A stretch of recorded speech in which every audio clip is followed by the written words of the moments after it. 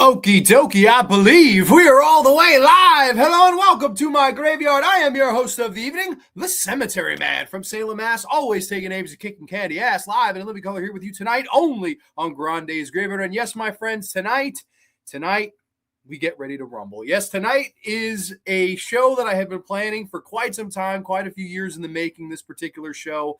And tonight we're going to carry on through with it. Now, it may have been torture for me, but it hopefully will be entertaining for you. I hope in my despair and my freaking suffering and pain and torture and the whole thing, that you guys get some fun and entertainment out of this, that you guys get to hear about some movies that may not have been seen before by the common horror goers. And tonight, in honor of WrestleMania week, in honor of WrestleMania, of course, in Las Vegas this weekend's nights 1 and 2, tonight, it is wrestlers in horror movies. Yes, wrestlers in horror movies tonight.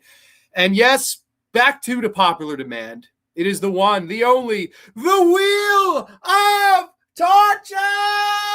Yes, the Wheel of Torture is here. Let's close this ad of this guy trying to look like me. I don't know. But we have the Wheel of Torture. We've got 5 horror movies, all starring professional wrestlers from now, then, forever, whatever WWE's taglines are these days. And we're going to discuss them. We'll spin them on the wheel. We'll make a deal, and we will go through each one of these movies begrudgingly, but it'll be a lot of fun, hopefully. But of course, let's see what you guys have to say in the chat already, because there's a bunch of people in the graveyard gates. Let's see. Ciao, Grande, Graveyard friends. Miss C is in the house. What's going on, Miss C? Hope all's well with you. Let's get ready to rumble. Where's Michael Buffer at when you need him? We got to love Michael Buffer. We got Black Glove Reviews 1979. Everybody wish Black Glove Reviews 1979 a happy birthday, a.k.a. Chris C. the Slasher Dude. It's his birthday today, so happy birthday, my friend. Hope you had a really, really nice birthday. We got Iron Sabbath 1188. Will these movies be as shitty as WrestleMania 9? My answer, there are some of these movies that are absolutely worse than WrestleMania 9. And that, like, WrestleMania 9 is the Troll 2 of WrestleManias. It's so bad, but it's kind of funny at how bad it is, right? Like, that was the one where they were in Vegas. Funny enough, they were in Vegas. They had the, like, Roman theme. They were carrying out some of the wrestlers like they were pharaohs or kings and queens and things like that. You had the great classic Undertaker entrance with the crow, the Raven Crow thing. That was really cool. The Giant Gonzalez chloroforming the Undertaker, Bret Hart and Yokozuna, and then at the end, Hulk Hogan with a black eye wins the WWF title, brother, because this new generation, dude, it's not working for me, brother. That holy shit, WrestleMania 9 is a really, really bad WrestleMania. But in that vein, Mr. Sabbath, there are some of these movies that are truly worse than WrestleMania 9, and we will get there. We got Ryan, the Hitman Hanley, in the house. What's up, Grande? What's up, Ryan? Hope all's well with you. Ryan Hanley posted a really cool picture I saw recently. He got to meet Hands of Stone. Holy shit, Hands of Stone, Roberto Duran from the 80s and 70s, a boxing scene, absolute freaking legend of the boxing scene. So I thought that was really cool. I hope he was cool and nice to me, because I saw that, I was like, that is surreal. You get to sit next to Duran, man. That is awesome. Anthony Chabot is here. How you doing? By the way, I'm still at the 2021 The Memoirs. Welcome, Anthony. Hope all is well with you. Hey, all. The great Nate 465. The great Nate is in the house, dude. Always a pleasure to see you, man, and I hope all is doing well with you. I know we caught up just a few days ago over text, but I hope all is doing well with you. And I know if there's any guy that loves pro wrestling, there's any guy that loves horror movies, it's the great Nate 465. So I'm happy to have you here, man. Grants to Darby Allin, new AEW champion, well deserved. Okay, I hadn't seen that. I hadn't seen that Darby Allin had won the title. At least he didn't have to watch Hogan movies. That's true. I didn't have to watch Santa with Muscles or No Holds Barred or any of the friggin', Hogan movie, the Ninja one. Holy shit. No, I didn't have to watch any of those. So there is a bright side. There is a bright side. Are you ready for WrestleMania? Yes, I am. And funny enough, last night, and I did see Anthony there. I saw Iron there. I saw Miss C there. A lot of Grande's Graveyard people. Mateo was there. We did on Crater Mania's channel a WrestleMania predictions video. Me, Stuntman Mark, and Crater. We went through the entire card of both nights, and we had a blast. It was such a fun time being a guest on Chris's show. So thank you to Crater and Stuntman Mark. That was a really fun show last night. So if you want to hear our thoughts, our unbridled thoughts on WrestleMania, it's about a 3.5-hour show. If you want to check that on Crater Mania, I have it on the community tab post, so you can watch it there, or you can just go over to Crater Mania and give the man a subscription. Hello, friends. I have only seen one of these movies you're going to talk about. Well, we got Triple H. It would not be a Wrestlers and Horror Movies Night on Grande's Graveyard without Triple H, horror head Heather 85. Welcome, Heather. Hope all is well with you. Hey, Triple H. See? You see? It's not just me that feels this way, Heather. Greetings, everyone, all the way from Nova Scotia. Michelle Parsons 4613. Greetings, everyone. Greetings, my friend. Are you on call? I hope you're not on call. I hope you can rest and just have a survivor party, because fun fact, and I know we already went over this a little bit, one of the movies happens to star a wrestler and a winner of a past Survivor season. So any Survivor fans here tonight, Grande's Graveyard, you might have your skirt blown up. Also, any Dawn of the Dead fans in the house, you're going to want to hear from that movie too. They got a ton of people in that particular movie, and it happens to also be the worst movie we'll be talking about tonight. So stay tuned. If you're a Pittsburghian, if you're a freaking diehard Kurt Angle or Survivor or Dawn of the Dead fan for that movie, you're not going to want to miss that review. Mateo is here. Ciao, Grande. I can't believe you watched some of these movies. They Live is probably the best movie acted by a wrestler. Hi to the whole graveyard. I am with that completely. They Live is a classic, and They Live would have been on this show had I not already reviewed They Live on the past, one of the John Carpenter spotlights or specials that I did. I think I did They Live, Prince of Darkness, and maybe I forget what the other movie was I covered on that, but I definitely did They Live on a past episode. That's the only reason it wasn't included here, because that I would have watched with pleasure. This, I had planned 6 movies, only got to 5. I tapped out after 5. I was like, I'm done. I'm not watching any more fucking wrestlers in horror movies. So to you that were waiting for the WrestleManiac review, I apologize. Didn't get around to it, and it's not a big loss. I'd seen the movie. Spin the wheel, make the deal. We're going to do it. Let's get through the comments first. People saying happy birthday, and hello, everyone. Pseudonym 13 is in the house. What's going on, buddy? Don't tell me River of Darkness is in here. Close. You're close. As bad, and that movie's horrible, but Endgame with Kurt Angle is even fucking worse. We're going to get there. It's the same director, same lead actor, so I've seen River of Darkness too. Don't get me wrong. That is a horse and piece of shit of a different color, my friend. The only fun thing about Mania 9 was Bobby Heenan falling off the camera. Oh, that was great. What's funny to me too is that was, people don't realize, that was Jim Ross's debut in WWF. That was his first night on the job. Hey, Jim Ross, you're my lead commentator. It's my biggest show of the year. We're in Las Vegas, Nevada. Put on a fucking toga. And that's what, poor Jim Ross's first night on the job, he's in sandals and a fucking toga. Like, hysterical, man. Like, holy shit, man. Like, that is the funniest thing ever, because it took him, I believe he was in the business starting in like the late 70s. I want to say like 78, 79. So you're talking about a 15-year run until you get to 1993, WrestleMania 9, and fucking Jim Ross's first night on the job at the biggest promotion in the world, the globalization of pro wrestling, right, and World Wrestling Federation. And he's in a fucking toga. Like, that is, to me, that's one of the funniest stories ever. Like, and I love Jim Ross. What a trooper, man. People saying happy birthday. Thank you so much to Michelle for that. Bobby the Brain riding the camel backwards. Yes, that's a classic. Bobby the Brain was a relic. He was super nice, really humble guy. That's awesome, man. No, I saw that. I'm a big boxing fan. So when I saw that, I was like, holy shit, that is so freaking cool, man. Like, I wonder, if he went down memory lane with you and stuff like that. But very, very cool. That's a like a total relic of the boxing world. Mr. Dan is in the house. Hey, Grande, I just watched Karate for Life with Sonny Chiba. There's some really good karate versus wrestling scenes in it. Very interesting, Mr. Dan.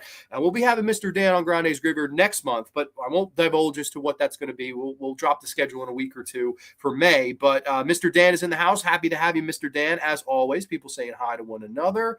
Oh, yes, I'm on call line. Goddamn, give this woman a break. You know what? I don't know if your bosses are watching, but I'm going to have to sing them a song. All we are saying is give Michelle Parsons a night off. Come on, it rolls off the tongue. It's just like perfect, man. Was it TNA legend Jenna Maraska? Yes, it was. Dude, okay, you have to educate me here. I didn't fucking know Jenna Maraska was in TNA. What? I had no idea. So, okay, that may be how she got intertwined in this, even though I know she's a Pittsburgh girl, as is Kurt Angle. He's a Pittsburgh guy, and some of the actors in the movie happen to be Pittsburgh people. We'll get all to the gory glory details of Endgame once the Wheel of Torture decides our fate. Evening, everyone in the graveyard. Grande and Michelle. Jeff Down is up. Welcome, Jeff. Hope all is well with you, buddy. Roddy Piper is the best in the genre. They Live is one of the best. I completely agree. JNAM X2S. I've never seen you in the graveyard before, so welcome to the graveyard, my friend. Hope all is well. Kurt Angle and River of Darkness. It's horrible, but that's not the one we're talking about tonight. That's not the one. The Devil's Reject is the best horror flick featuring a pro wrestler. Alpha Romero's in the house. And fun fact, Mr. Alpha Romero, and I'm sure you know this, the original idea for that character, the original person that was going to play the DDP part in the Devil's Rejects, right alongside Danny Trejo, was going to be Chris Jericho. And Chris Jericho auditioned. Rob Zombie liked the audition, and it got to the point where Jericho was going to do the movie until Rob Zombie at the last second decided, you're too pretty for this role. We're going to go with Dallas. And they went with Diamond Dallas Page. And that was a fine choice. I mean, Diamond Dallas Page does a really good job in that movie. That classic scene where they kind of raid Ken Foray's hideout and Terry Reid song, To Be Treated Right. Oh, man, one of the best scenes in Rob Zombie's entire filmography, I would say. I always find it fascinating that it was originally going to be Y2J Chris Jericho. And because of that, because he got shafted there, I've got Jericho on the Wheel of Torture here tonight. So there is a Chris Jericho. Does Chris Jericho count in Terrifier? Not for this. I don't have him on there for this, but he is on the Wheel of Torture. We're going to be talking about a Chris Jericho horror movie tonight, so don't you be worried, my friend. Pro Wrestlers vs. Zombies from 2013 is majestic AF, super cheese fest. As is, you have that. You had Monster Brawl, which is like a pay-per-view with the horrible, like, there's a lot of, don't get me wrong, there is a lot of bad horror movies that featured or have pro wrestlers in them. Like, there are very few and far between good ones. And tonight, they're not all bad on the list to me. But man, I can't tell you the amount of times I got the message this week, oh, that's one of the worst movies I've ever seen. When I'm showing a show prep movie, and I'm like, buddy, this ain't even the worst movie I watched today. Like, I swear to God, some of these movies are that bad. Like, I just look and I'm laughing. I'm like, really? Like, this is one of the worst movies I've ever seen? My Lord. Which Mr. Romero. Love the venue for WrestleMania 9. I do too. I kind of wish they would do that for the WrestleMania in Vegas this year. Like, why not go for a theme like that? That, as bad as that show was from a in-ring, from a booking, from a everything to do with the booking of the show visually looks incredible. Like, that's a big reason why I give WrestleMania 9 the edge over a WrestleMania 11, WrestleMania maybe 27, because at least visually it looked stunning, and then everything else was terrible. But I'll give it at least it had the grandeur. People saying, love the song. I think your boss needs to hear that song. I don't know your boss's name, but goddamn it, give this woman a night off. Hold on. God, every time I talk to Michelle, she's like, I've been working for the past 42 days. I haven't had a day off. I just cut a piece of cheese for myself, and I'm really tired, Grande. My eyes are black. I'm like, goddamn, woman, take a day off. I took the past 2 days off. I was like, I need a couple days. Like, I need some rest, man. Let's get ready to rumble. Slasher Fred is in the house. Last one before I dip out. Why are you dipping out? We're going to have fun tonight, Jam Nam. Don't dip out. Acknowledge him. Jesse Ventura and Predator. Love Jesse Ventura. Love Predator. Predator's not on here. We got 5 movies on the Wheel of Torture. I'll show you the Wheel of Torture here. That is going to decide us tonight. We're going to talk about all 5 of those movies. In what order? The wheel shall decide. Oh, dude, one of the worst fucking matches ever. Shram. Oh, really? Okay. Or Charmel. I thought you said Shram. Charmel and Jenna Morasco did a match. Are you kidding me? Dude, I got to see that. It just sounds like a train wreck. Voice of an angel, Grande. Thank you so much. It's me, Fergie, and Jesus all together. My wrestling knowledge has waned in the last 20 years. That happens. That happens sometimes. Yet can't wait for next month. / I'm on the NyQuil train to bed now, so have a good show. Oh, I'm putting everybody to sleep. Look at this. It's the GTS. DDP is greater than Y2J. See, I'm a Jericho-holic, man. I'm a big Chris Jericho fan. Like, granted, Chris Jericho now probably should call it a day, but I know he won't, and he was supposed to come back to WWE, and there was a whole thing where maybe he creatively didn't agree with the whole, maybe they wanted Gunther to retire him, so I don't know what they're doing there, but I love both those guys, especially Dallas, I've heard, is the nicest guy to meet. Jericho, though, is like probably my second favorite wrestler of all time. We got Mernsy in the house. What's up, Graveyard family? What's going on, Paul Mearns? Hope all is well with you. Rob Zombie, you just made the list. You don't want to cast me in Devil's Rejects? You don't want to cast me in House of a Thousand Corpses? You don't want to cast me in The Lords of Salem? Rob Zombie, you know what happens to people who don't cast Y2J Chris Jericho in the Devil's Rejects? You know what happens? You just made the list. Oh man, that was one of my favorite gimmicks. And he's brought it back apparently after a decade, which is that makes me feel old. Like I was not even 20 when I was 19 when that gimmick started. And now I'm 29 and he's doing it again. Like, holy shit, I feel like time is catching up with me. Like I'll be either no hair or gray hair soon. Like I swear to God. Look at that sick swag. Holy shit, he's got them in a chokehold. By God, he's got him in a chokehold. Feel better, Mr. Dan in horror. I was on that train a couple weeks back. Oh yeah, no, feel better, Mr. Dan. We all got to be Darren Young, Mr. No Days Off, Darren Young. Remember that segment where it was they had this manager called AW, and it was him and Titus O'Neil. They were the primetime players. It was on Monday Night Raw. And they're having this match, and the arena was cold. I mean, they just the deadest crowd. And AW just decides to make one of the craziest shouting lines of all time. He says something like, Darren Young is like Kobe Bryant in a hotel room in Colorado. He's unstoppable. And dude, they fired him the minute he got back from Gorilla. They handed him his papers as soon as he got back. They were like, dude, you can't say that on live fucking TV. So AW got fired from there, understandably so. There's some things you can and can't say on syndicated television. That's one of them. Rumor has it Rob Zombie's adult Michael Myers, played by Tyler Mane, was a wrestler before he started acting. That's true. And he he did quite a few movies, Tyler Mane. I think Michelle just met Tyler Mane, if I'm not mistaken. I don't mean to be laughing, but I agree with you, Grande. She needs a day off, if not a week off. But Michelle, will get it. Living Dead weekend. Hell yeah, Michelle's gonna be. That is Michelle goes all out for that stuff. So I'm stoked for that. That's coming up for Michelle. Chris Jericho, master of the hold number 733. Armbar. Hold number 734. Arm drag. Hello, have the fun. All my lunches out. My Instagram is 99% of me going out to lunch, as you've seen. But hey, you say that like it's a bad thing. I love going out to lunch. That's like my national some people's national pastime is baseball. Mine is going out to dinner. Jericho brought back the list yes, it's right. I'm 48, receding hair. You good, John? Dude, no, my hair it's all right. You're doing good too. OMG. What up, Grande and the fellow Graveyardians? The love machine. Mark is in the house. Hey, love.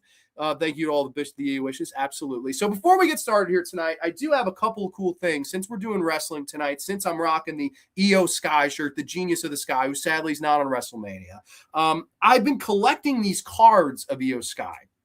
And my goal is to complete the rainbow. Any card collectors out there, you'll know that every card series has a rainbow, right, of base cards that are colored and numbered out of something. So for this particular set, there's an out of 150, out of 99, out of 50, out of 25, out of 10, 5, and out of 1. I've got 2 right now, but I have 2 also coming in the mail. So the rainbow is actually 4 out of 7 complete. And I wanted to show you guys this right here. This is the out of 50, the green EO Sky Exalted card, which I want to have to show there, which this is really freaking cool, man.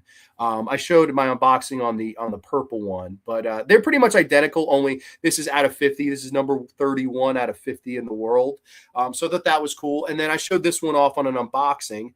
This one's a lot more rare, the out of 10. This is number 3 out of 10, and it's the purple. And I thought the big reason I wanted these two, as my camera's going to need to refocus here, so bear with me. Yeah, we got it.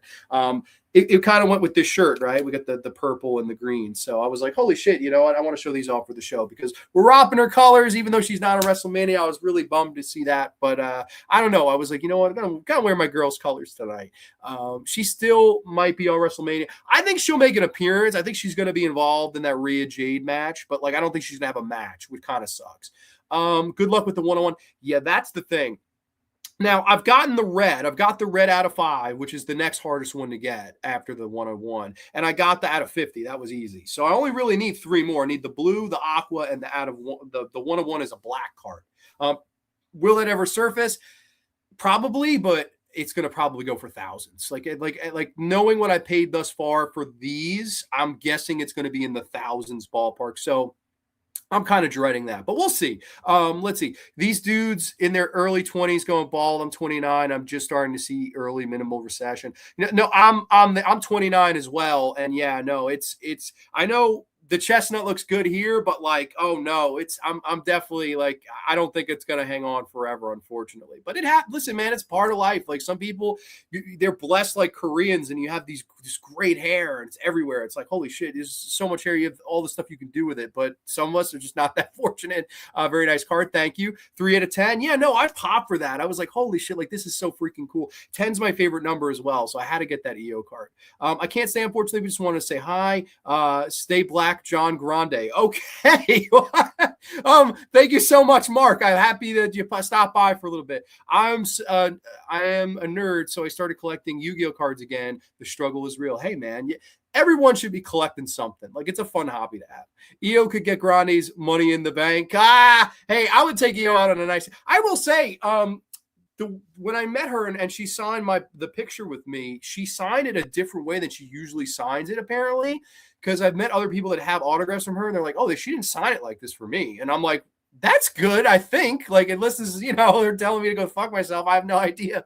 But like, I think that's a good thing. So I don't know. She was beautiful in person. Holy shit! Like, I was like, that is one of the few times in my life that I was starstruck. I was like, huh? She pulled me towards the picture, and thankfully the picture came out pretty good. I did meet Tyler Mann on Easter weekend. He's super tall, very nice. Yes, no, and Tyler was in the professional wrestling business, so very cool. So everybody, we've been about 20 minutes. We're going to get into the movies. Cheers to a safe, happy, healthy weekend with the greatest drink in the world. WrestleMania predictions, anybody? If anybody has something in the chat you want to drop, tell me.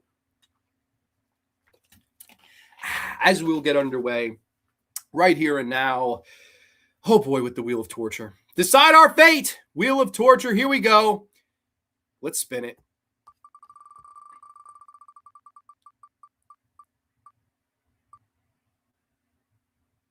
And it looks like Knock at the Cabin. Okay, Knock at the Cabin from 2023. And we've got a brief plot synopsis. While vacationing, a girl and her parents are taken hostage by armed strangers who demand that the family make a choice to avert the apocalypse. Yes, a Knock at the Cabin. Now, this one obviously starts Batista. Dave Batista, the animal, if you will, the animal of WWE. And, I figure the way I'll do this tonight is I'll talk a little about my thought on the pro wrestler. Was I a fan? Was I not a fan of their work in the professional wrestling business? And then we'll review the movie, right? We'll talk about the movie. We'll talk about their performance in said movie. We'll talk about if the movie works, if the movie doesn't work, right? That's how I'll kind of format this out here tonight. And starting off with the guy, Batista, I'll be completely brutally honest. I have never really been a fan of the guy in the ring. Now, don't get me wrong. He brought intensity. He brought a certain electricity that was needed at the business at the time where he was coming up around the corner, right? He had joined Evolution with Triple H, Ric Flair, and Randy Orton. And Randy just seemed like the overall best talent, right? The guy that had the best look, the guy that had the better promo skills, the guy that was so athletic, the guy that could do anything, right? Randy, though, had attitude issues, and Randy had drug issues, and Randy had a lot of issues that I think kind of delayed his overall success. Now, he was always kind of in the mix, always kind of in around the main scene, but it didn't ever feel like Randy kind of hit his stride till like 2007, 2008-ish. That was when Randy Orton really, to me, became the guy, right? He had some great gimmicks before, the Legend Killer. You had the gimmick of, he was ending people's careers, punting them in the head. He had the great feud with The Undertaker in all of 2006. It felt like that feud ran for like a year. Randy did some really good things. And it seemed like when Evolution was first coming around that Randy was going to be the guy. And he was. I mean, Randy won the world title. He was the youngest champion of the world heavyweight title at 24. Brock Lesnar was the youngest WWE champion at 23. Randy wins the belt at SummerSlam 04. And it's like, holy shit, man, this is the guy, right? Like, Dave, all right, we'll figure out something to do with Dave, right? Dave Batista, maybe he'll be an Intercontinental champion. Maybe we'll get some kind of mid-card belt going on him. He was a tag champion briefly. And it seemed like Randy was the guy that was just destined for the stardom, but Randy didn't really work as a baby, and they decided, hey, Batista is just really, really hot as this guy that's being bossed around and told what to do by Triple H and Ric Flair. And all of a sudden, he's in the main event of WrestleMania 21, just his second year into the business on the main roster, and Dave Batista is closing the show at the biggest freaking show of your year, biggest match of the year, beats Triple H 3 straight times clean during Triple H's reign of terror, and is the world's champion. And he went on to give himself a pretty good career. Now, he was injured quite a bit. He missed some WrestleManias. He missed some time. But he did sketch out a pretty good career and then left in 2010 and left for Hollywood. And I remember at the time, and I'll be perfectly honest, because I am telling you, man, when I am wrong, I'll be the first person to tell you that you could make fun and point and throw eggs in my face. I do not care. Like, I will not, not be the type to not hear the music. I thought he'd fail miserably in Hollywood. I thought he would not ever pan out or ever be good in the movies. It just didn't seem like he had the personality for it to me, and I didn't think it would work. Being honest with you, I didn't think there was a chance that Deacon Dave Batista would ever be a big Hollywood star. And at first, it looked like I was damn right? In 2010, you had movies like Wrong Side of Town, directed by Demon Dave DeFalco, which is a piece of monkey shit. Also stars the whole fucking show, Rob Van Dam, and Exhibit. If you dare to look that movie up, it's a piece of shit, trust me. And it didn't look good early until he got Drax the Destroyer in the Guardians of the Galaxy movie. And I remember at the time, WWE didn't want to promote said movie because they were afraid that was going to be the first Marvel movie ever to bomb. And then Guardians of the Galaxy literally ends up making, I think, about $1 billion. I don't know if it got to the $1 billion threshold, but it came down close if it didn't hit it. And all of a sudden, Batista was like everywhere. He was doing a lot of different things, and it kind of all leads up to this particular movie in 2023. Just came out a couple years ago, written and directed by M. Night Shyamalan Ding Dong, who we all know, the twist end master, right, of The Sixth Sense and Unbreakable and The Lady in the Water and the terrible Avatar: The Last Airbender and The Happening. So many movies that M. Night has kind of dabbled his fingers in, and this was one of the later ones. This was A Knock at the Cabin, and I've heard a lot of bad things. People telling me this is one of the worst movies they ever saw, the worst M. Night Shyamalan movie, terrible, terrible, terrible.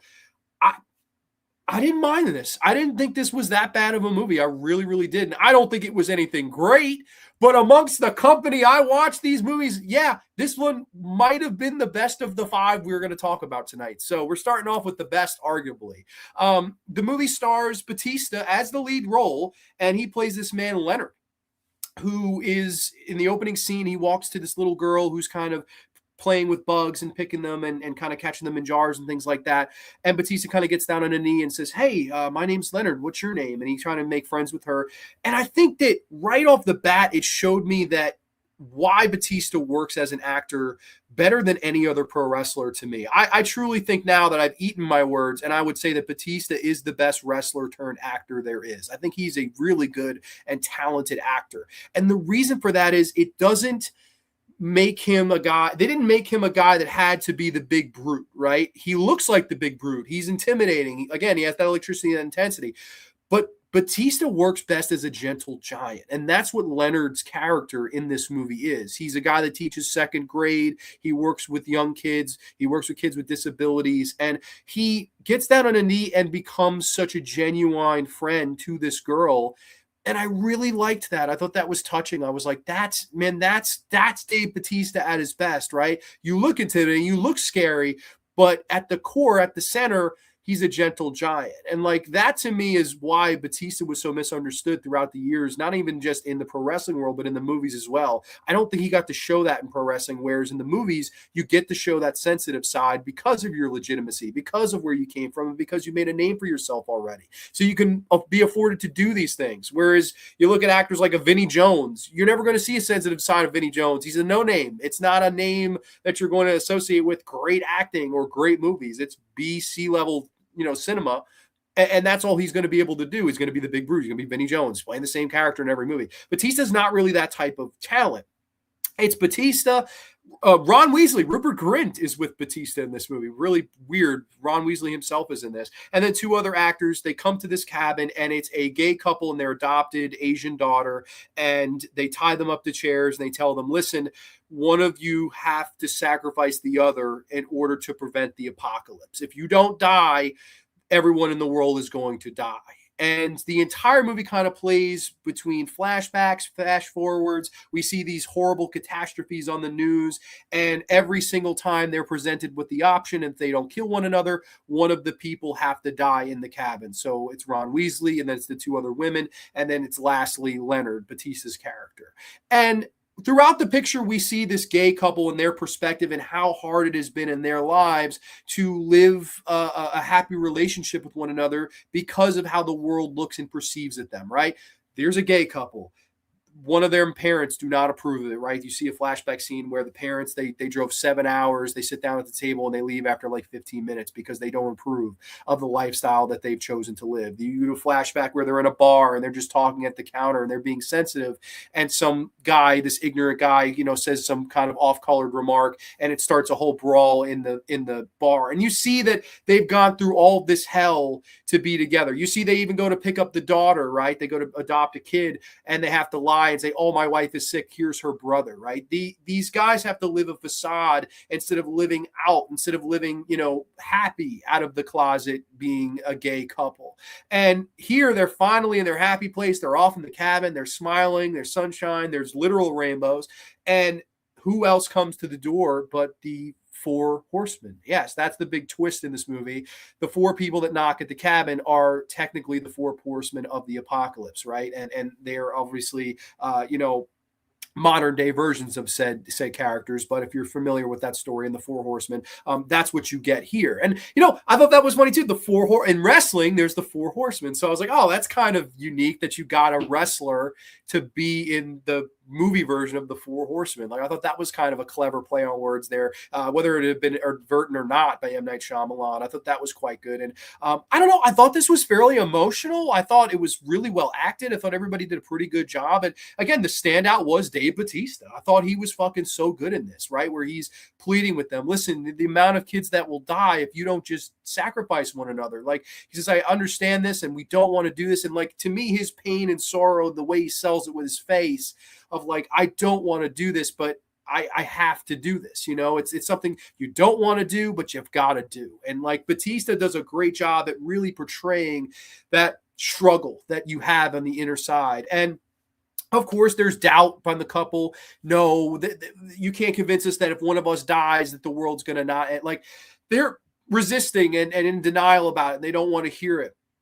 And I think also there's a kind of fun thing there going on where, again, that's how the world looked at them, right? It's denial. It's the stiff arm. It's we don't accept this no matter what you say. And that's, again, something they've lived throughout their lives. And eventually by the end, they have to make that decision because they see on the news that all these catastrophes, big tidal waves and earthquakes and famines and flus have happened.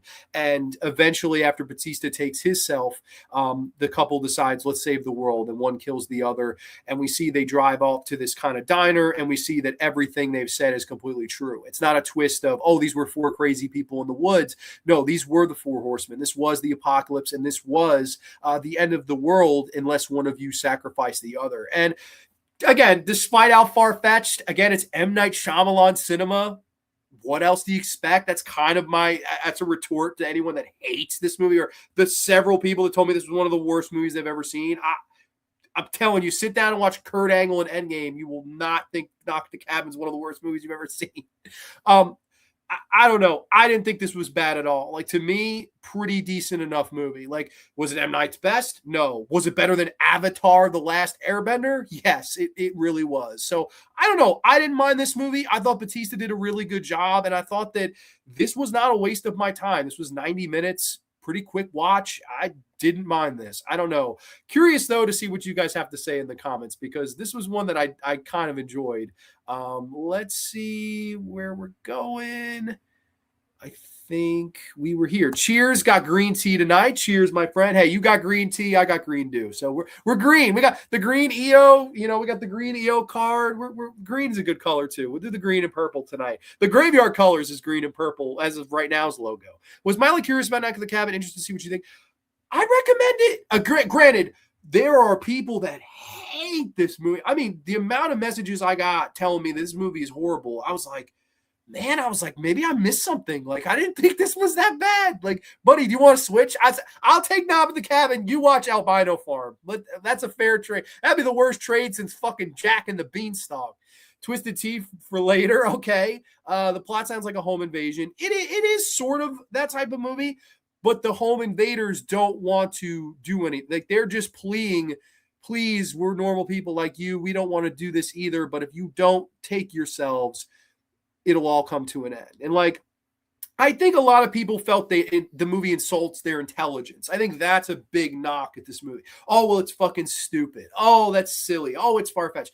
I hear that, but like at the same time, I don't really mind it. Like, we're going to a movie. Like, I feel like you have to suspend a little bit of disbelief, but I guess people just did not like the direction this went, which is understandable. It's totally fine. Like, I'm not trying to say, oh, this is the best movie and I'm defending it. I'm not. I'm really, really not. I'm just saying I didn't mind the movie. Like, I would totally watch this again. I don't know if there's anything I'd ever buy, but Batista's performance in this was truly, really good. Wasn't a big Batista fan. I was more of an Orton fan. That theme was fire. Oh, which the hey, nothing you can say. His Batista's theme. I walk for miles inside this bit of danger. Saliva, I think, sung the theme song for Batista. I walk alone. That was a fun entrance where he'd come out and he'd do the machine gun and the pyro would go behind him. That was an awesome entrance. Like, Batista was a really big deal. Like, you can make the argument that if John Cena was the number one in the company for quite some time, that Batista may have been the second biggest babyface. And the way they initially planned it was for Batista to be the guy. Like, Batista went on last in WrestleMania 21, not John Cena. You know, I bet you if they could redo that today in hindsight, they would have had Cena go on last. But I think they really believed that Batista was going to be that next big talent, right? A guy that they wanted Brock Lesnar to be, right? Because Brock left it after WrestleMania 20, and I think they really wanted Brock to be that guy. And then they said, fuck you, we'll have to be Batista.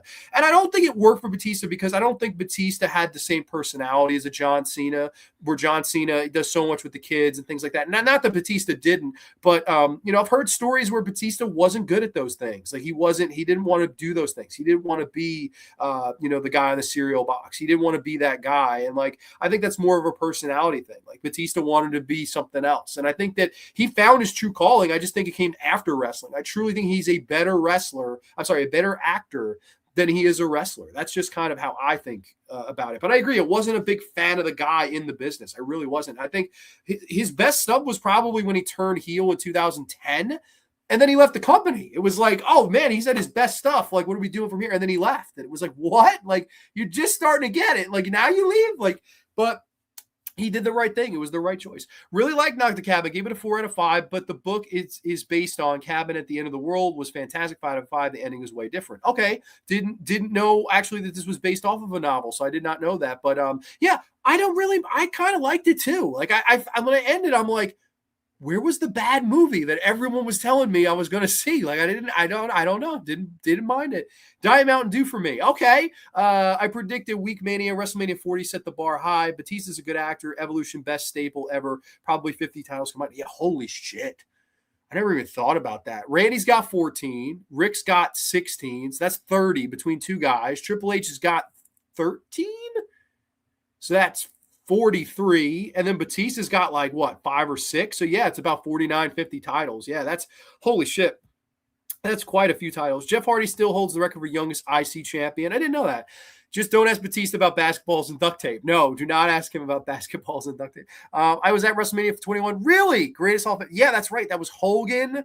That was Iron Sheik. Iron Sheik did a great Hall of Fame speech. Aye, Papa. Who is the big fucking jabroni driving us? Joe Mama's in the house. What's going on, Joe Mama? Drax the Destroyer and the new Blade Runner as well. Yes, and he, also, yeah, I'm trying to think of other movies that I've seen Batista in. He did The Army of the Dead with Zack Snyder. I won't lie, I never watched that. I saw Omari Hardwick was in that. I really like Omari Hardwick as an actor. I haven't seen that, though. He's the best out of the acting class, I agree. Yeah, I do. I think by far he's the best actor. He did a voice of the American dub of The Boy and the Heron, which was Hayao Miyazaki's probably his last film. He did one of the characters in that. When the movie theater, when I was like, that's Batista. I knew it immediately. He was like, God damn it. I was like, holy shit, it's Batista. I popped in the theater. Batista plays a big brute in Dune. Okay. I've not seen the Chalamet Dooms. I've not seen those movies at all. He's in that zombie flick. Yes, the Army of the Dead, right? I like Knock at the Cabin movie better than the book. I barely made it through the book. Okay. Cabin at the End of the World. Oh yeah, I forgot the name is different than the movie. Book was by Paul Tremblay. Okay, yeah, I wasn't familiar with the book. I think everything was. I think so too. I think, and then that's the twist is there is no twist. The twist is they were telling the truth the whole time, and despite your like feeling of, oh, it's M. Night Shyamalan. I know this isn't for sure. Like, yeah, I know. And then I think when people didn't get that, they probably went, what the hell? Like, really? There's no twist? I think they got pissed. Iron Sheik Papa going on, fuck the Hulk Hogan. The funniest is, I don't know if anybody here is a football fan, but Iron Sheik talking about Andy Dalton is some of the funniest shit you'll ever see. Back in the day on Twitter, he would just bash Andy Dalton and say, you ginger soulless fuck. Like, oh my God, if you look up those tweets, you'll pee yourself laughing. Like, so freaking funny, man. Iron Sheik was hysterical. But Knock at the Cabin, I really liked. Unpopular opinion, but probably the best movie we're going to be talking about here tonight. As we spin the wheel again. Let's spin the wheel. Let's make the deal. Oh no. Already from the best to the worst. This is the two-time Olympic gold medalist, the several-time WWE champion, the man that won an Olympic gold medal with a broken freaking neck. I'm talking about it tonight. I'm talking about it here. Kurt Angle in Endgame from 2009. An officer's job turns into a personal tragedy when his family is kidnapped by the deranged killer he's investigating. Yes, Endgame with Kurt Angle. Holy shit.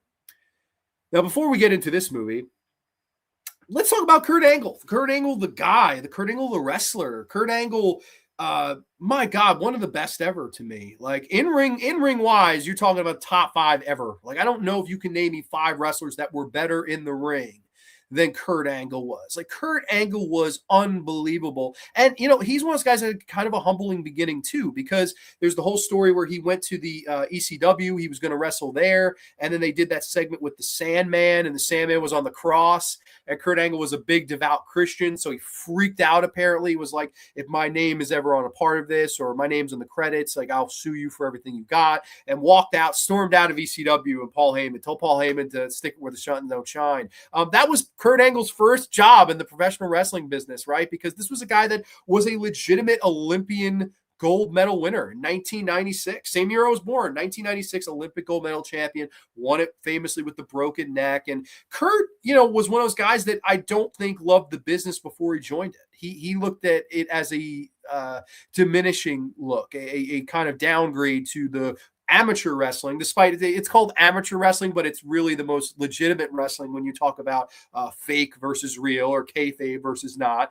And you know, the guy won 2 legitimate gold medals. So to go into entertainment wrestling, to go into the WWE at this time, he was not, I don't think, looking forward to that. And he initially had said to Vince McMahon, I'll do this, but I'll never lose. Like, I can't ever lose. It won't be believable if I lose. He had the wrong mentality coming in. And I think it was through time of learning pro wrestling and learning the business and learning that you can't have that type of attitude coming in. You have to come in and say, hey, this is something new. Let me try to do my best at it. That's when he began to take it like a fish to water or a bird to air. It just became second nature to Kurt Angle. And a lot of people figured, oh, this is a guy that doesn't come from the entertainment world. He's going to be as vanilla as a Steve Blackman, right? Or vanilla as a Lance Storm. These are guys that were good in the ring, but didn't have any personality, didn't have any character, didn't have any charisma. Kurt completely blows them away because he was so good all around. He was tremendous in the ring. He was a great character. He was a great guy getting heat and to make the crowd either hate him or love him, right? One of the famous things Kurt Angle would do is when he hit a big move, he would take off the straps and be like this, and everybody would just get so excited, right? It was his version of hulking up. Everybody get excited to see Kurt Angle in the ankle lock. It was this inescapable submission that everybody kind of gravitated towards. And I don't know, man, like I'm a big Kurt Angle fan, and I always just really liked the guy and the way that the business humbled him as a person. And I thought he had a great run. He had a great career in WWE. He left in 2006 famously because he was doing insane perks. Everyone calls him Perk Angle now as a joke because he was in insane painkillers and drugs, and he was in a bad way. And this was the time in 2009, he was in TNA. And fun fact, in this movie, if you look closely enough, there's a scene where he's wearing a Bound for Glory TNA shirt. So this was right in the middle of the run where he was in TNA with like Christian Cage and guys like that, AJ Styles, people like that he would be working. And man, wow, this is one of the worst movies I've watched in a long time. I don't know if it's as bad as Snuff or, some of maybe the other movies that are not coming to my mind immediately with this, or Golden Apples of the Sun, but it is really, really, really bad. It's made in Pittsburgh, and it stars all Pittsburgh actors. And one of the other people is Jenna Maraska, who was on Survivor. She won a season of Survivor. So she was on this, right? She's in this. She's from Pittsburgh and was like the female lead in this. And crazy enough, I mentioned before, if you're a fan of Dawn of the Dead, Clayton Hill, who's the lead zombie in Dawn of the Dead, and Sharon Hill, who's the nurse zombie in Dawn of the Dead, they're both in this movie as well. This was Clayton Hill's last movie before his eventual passing in the same year of 2009. So much so, I don't even think Clayton was alive by the time this premiered. Like, I don't think Clayton ever saw the finished movie. Like, that's how close Clayton was, sadly, to passing. And I believe it was one of his first jobs since Hellraiser 3, where he was the pastor in that. He's the pastor in this. Now, I thought that was pretty cool, but that's pretty much where the pretty cool things end with Kurt Angle in Endgame, because this movie, I shit you not, if you look at IMDb right now and see what this movie is rated, it is at a 2.2 out of a possible 10 stars. Yes, this movie, Endgame with Kurt Angle, is given a 2.2 out of 10 stars on IMDb. That is pretty hard to do. And man, it is horrible. It stars Kurt Angle playing a serial killer, which on paper, I'm like, okay, like Kurt adapted to WWE. He got a great character. He was a great gimmick. He was a great performer. He was great with legitimacy. Who's to say that he won't be a good actor? Who's to say that he won't give in a good performance? And I was kind of excited when I had first heard about this movie years and years ago. I saw this movie when it came out, like 2010. I probably saw this movie early 2010. I remember this was a rental. Kurt Angle in a horror movie? What? I ought to see that. And man, it's one of those movies you immediately regret as soon as you hit play when you rented it, because man, this was a terrible fucking film.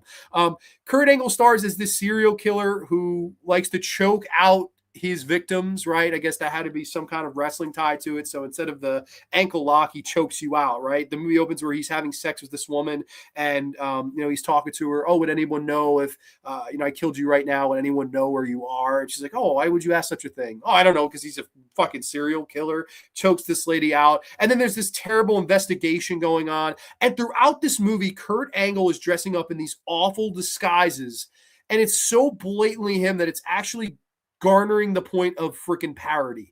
There's Kurt Angle in a fat suit. There's Kurt Angle dressing like a clown. There's Kurt Angle in fucking drag. There's Kurt Angle in every fucking disguise you could think of in this movie. And it actually to the point of hilarity. I'm like, dude, how in the hell did they think this was going to work? How did they think this was going to be legit? Like, it is so like mind-boggling when you see it finally. Like, dude, this is pretty rough. And man, his performance in this is awful, as is Jenna Maraska, as is everyone else in this movie, man. This is one of the most poorly made movies I have seen in a long time. And it was from director Bruce Kohler, who everybody was mentioning before, River of Darkness. He would go on the following year to direct that. And that has Psycho Sid, that has Kevin Nash, and a returning Kurt Angle in that movie, River of Darkness. That's one about these zombies that come back from the river, and apparently all their hairs are dry. And I remember I've heard of the story of Kevin Nash said to the director, why is our hair dry if we're coming out of the river? And the director was like, fuck that. It doesn't matter to me. And Kevin Nash was like, yeah, you'll see this guy go really far in Hollywood. And sure enough, the guy had no career. And you when you watch a movie like this, you could see why. When you could take somebody like Kurt Angle and you give him the opportunity and the idea to play a serial killer, to play a role like this, and man, it just does not work or hit on any level whatsoever. This is a terrible fucking movie. And Kurt Angle is laughably bad in the role. It just does not work at all. There's a point where he's at gunpoint and they say, put your hands up. And he has his hands up and the cop has him pointed and he's like 10 feet away. He's totally good. The cop's got him dead to rights. And Kurt Angle just decides to I don't know. I don't know if this was in the script. If it was in the script, I just don't know about this script. Kurt Angle proceeds to go, Snoopy, Snoopy. He starts saying Snoopy and jumping backwards until he gets this guy, gets the gun from him, and kills this dumbass cop. Like, what the hell? What? Snoopy. Snoopy. When it ended, I was like, did that really just happen? Did he really just say Snoopy like several times and escape to this at gunpoint being 10 feet away? Like, what? It's like, this is crazy. He forms some sort of love angle with Jenna Maraska. They go out a few times. They fuck on his boat. She realizes he's a psychopath. He ties her up. This one cop that is jealous that she's dating Kurt Angle goes out to try to save her. And it's a whole finale of nothingness. It's a whole finale of I love her. No, you don't. Screw you. And will Kurt Angle get away or will he not? And honestly, by the 5-minute mark of this movie, you do not care what the answer to said question is. This is a horrible, terrible movie. And there was a reason that Kurt Angle didn't really go on to do too much more acting. Now, I do know he was in Warrior, which was obviously a bit role, but you could see he just doesn't have the acting chops. Like this was a guy that didn't adapt to the film world very well. And it's unfortunate because I like Kurt. And I think Kurt, if you had asked me who would be the better actor of the two, Batista or Kurt Angle, I would have said Kurt Angle. Like a completely hindsight, like I'm being honest with you, that's what I would have said when you asked me that question. But man, I would have been dead wrong because Batista's a far better actor. It just seems so unnatural for Kurt. It just seemed like he was so uncomfortable. Now, granted, did the script do him any favors? Did the director? Did the quality of this movie? This movie looked like it was made for about 30 cents a hot dog and a handshake. I mean, that's how much this movie looked like it was made for. It looked like the cheapest, most horrible shit you've ever imagined. Like, I can't even tell you. This movie is free to watch on YouTube. Don't watch it. Don't fucking do it. Don't torture yourself. Don't put yourself in the ankle lock because, man, horrible. Just a horrible movie. Endgame with Kurt Angle is truly terrible. Let's see. Angle and Joe rivalry was legendary. Oh, man. Samoa Joe is one of those guys, one of the best to do it. And yeah, Angle was great everywhere he went. You could make the argument that his TNA run was better. Like the TNA run was so good, man. Angle jumping off of stages, flipping over. The stuff with AJ Styles was great. I went to one of the best house shows ever of any wrestling promotion I went to was in I want to say it was 2009. It may have been 2010. I don't remember. I think in 2009, it was Kurt Angle versus Christian Cage in a 30-minute main event. So good, man. Those two, they tore the house down in front of I don't even know if there was 1,000 people there. It was such a small show. And I remember being like, man, Kurt Angle and Christian Cage, man, like what a great match. That's someone told me they told me the date because I have a guy that he can look up whatever show you're at. Like I guess there's a website where you can do it. If you look up the specific card and the Dudley Boys were on that New York City street fight. Really cool, man. That was a cool match. I always been a bit, you suck. You suck. You suck. I mean, that stuck forever. That stuck for years for Kurt Angle. A broken freaking neck. My name is Kurt Angle. And what the heck? I won a gold medal with a broken freaking neck. I remember the whole thing with Shawn Michaels and him too, where he came out with Sherry Martel and Marty Jannetty still can't walk. I'm just the sexy Kurt. Like I thought that guy would work in the movies, but man, holy shit, was I wrong. I made a shitty movie with a broken freaking neck. Oh, it's true. It's damn true. Somebody break out the milk truck segment. That's so class. That's so Kurt Angle, that milk truck segment. Like to me, the greatest segment of all time with Kurt Angle is the milk truck because that's so Kurt. Like that's Kurt 101. What a great Olympic Games. I remember watching in 1996 Olympics. Fan-fucking-tastic. Really, I've never really been into the Olympics, but that's awesome that you actually saw it. Like, that's super cool. Endgame, gigantic piece of shit. 1-star review from me. Miss C, we're completely on the same page. I did not like this movie at all either. The guy he beat for the medal Kurt lost to previously, he wanted that win badly. Oh, really? Okay. Did you know he wasn't the first to use his iconic theme song? It was the Patriot, Del Wilkes, the Patriot in the classic Jim Cornette rant. God damn, will somebody tell me why I can't get the Patriot over? And Kevin Dunn, I'm going to pull you over this table and I'm going to beat the fuck out of you. Oh my God, dude. Jim Cornette talking about Kevin Dunn. That's some funny stuff too. My favorite match with Kurt Angle is the King of the... Dude, Easily. That is one of the best matches ever because you got to remind you, Kurt Angle had wrestled 2 times prior that night. It was the King of the Ring tournament. And then he wrestles Shane in a third match of the night. And there's the crazy spot where they bought the wrong glass and he had to throw Shane through legitimate glass and cut him all up. And it ends where it's an angle slam off this plank off the top rope. Holy shit, man. Like, that was a great match, man. Holy shit. Kurt Angle, like, I love the stuff with him and Brock. I think the WrestleMania match with him and Brock is great. I love the Kurt Angle and Shawn Michaels at WrestleMania 21. That's a great match. Kurt and Eddie at WrestleMania 20 is really good, where Eddie cheats. He loses the boot and rolls him up. I don't know. Kurt Angle just really didn't have many bad matches. Like, to be one of the best ever. Stukas Dive is in the house. Welcome, Stukas. Hope all is well with you, buddy. I can imagine Kurt Angle in that fucking wig when he got his head shaved now. Yeah, that might as well have been one of the disguises. They don't do that. They did the fat suit twice. He's in a fat suit twice. I think they did 1 or 2 wigs. They did the clown, which was hysterical. He's like, hi, honk, honk. And it's Kurt Angle with like blue wig and the nose and the face paint. I was like, my God, this is really like, wow. Angle was low-key hilarious at times. Oh, dude, the stuff him and Stone Cold did, like the ukuleles and the sing-alongs and stuff. And we want you to wear it. No way. Like, oh man, Kurt was great. Like the trade story of Lyle Alzado, who should be in the NFL Hall of Fame, by the way. Oh, okay. Well, Alzado, I forget what the fuck the story is that. I'll make your ankle hurt. Ankle hurt. Shoot viewer. Yes, exactly. Bucky Beaver fucking teeth. And Kevin Dunn started crying. I swear on my life. Oh my God, dude. So funny. Jim Cornette promos, Jim Cornette rants, or you can listen to him all night. He's great. But something that's not great is Kurt Angle in Endgame. Don't ever watch this piece of monkey turd. Let's spin the wheel. Let's make a goddamn deal only on the graveyard. Uh-oh. Could it be? Yes. From the year of... Let me go here. I clicked the tab and it froze on me. From the year of 2019, I'm talking about, I'm the cult of personality. This is CM Punk in The Girl on the Third Floor. Brief plot synopsis. Dan Koch tries to renovate a rundown mansion with a sordid history for his growing family, only to learn the house has other plans in store for him. Yes, CM Punk in The Girl on the Third Floor. Let's talk about CM Punk. CM Punk, if you had asked me about CM Punk, even if it was 4 years ago, I would have told you CM Punk was the best wrestler of all time. Like, I believe the reason I became a wrestling fan, the guy that was my favorite growing up, there was no other answer but CM Punk. Like, I was the biggest fucking fan of the guy.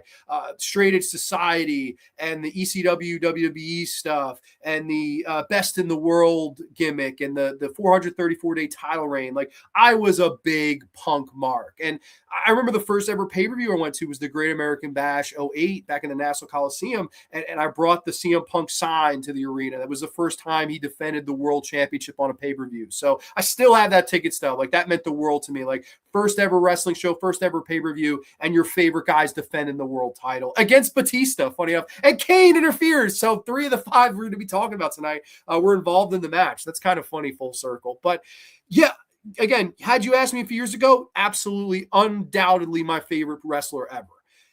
CM Punk now, I look at CM Punk now like I look at Kevin Smith now. When he was in his prime, when he was in his glory, the best, right? Kevin Smith was cutting edge of the 90s. Clerks and Chasing Amy and Mallrats and Dogma and Jay and Silent Bob Strike Back and Clerks 2 and all these View Askew movies that put Kevin Smith on the map because he was a different, fresh voice. He would call out the things that needed to be called out. He was the real article. He was 100% genuine.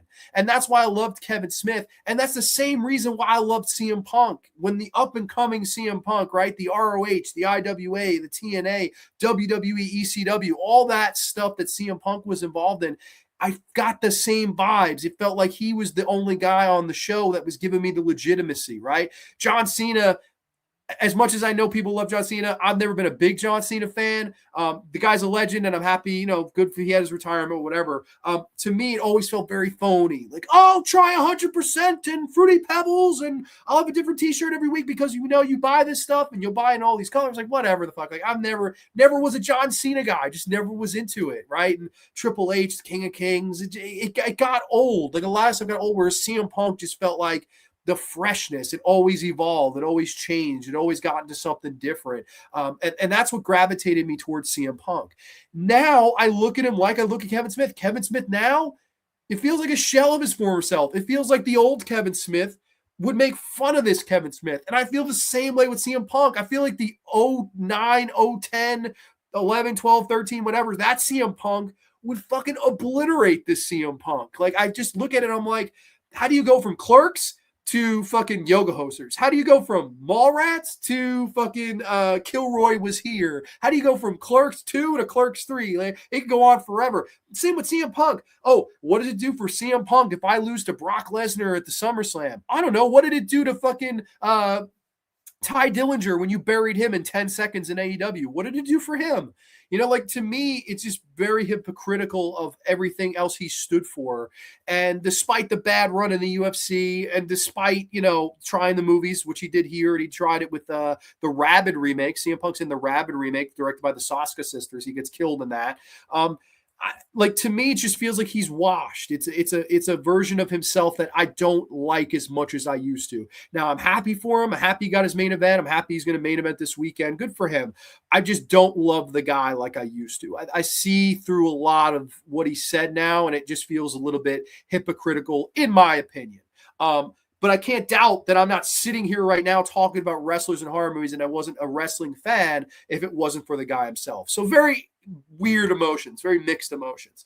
But that brings us to the movie, The Girl on the Third Floor. This was a direct-to-Netflix pick back in 2019, and I didn't see it. I didn't see it at the time. This was when CM Punk was out of his wrestling. I think he had gone through the UFC at this point and pretty much gotten beat up in both matches. I saw the one with Mickey Gall. Mickey Gall beat him in like 2 minutes. That's the only UFC CM Punk fight I watched. I didn't bother after that because you just knew he wasn't Brock Lesnar. He wasn't going to make it in mixed martial arts.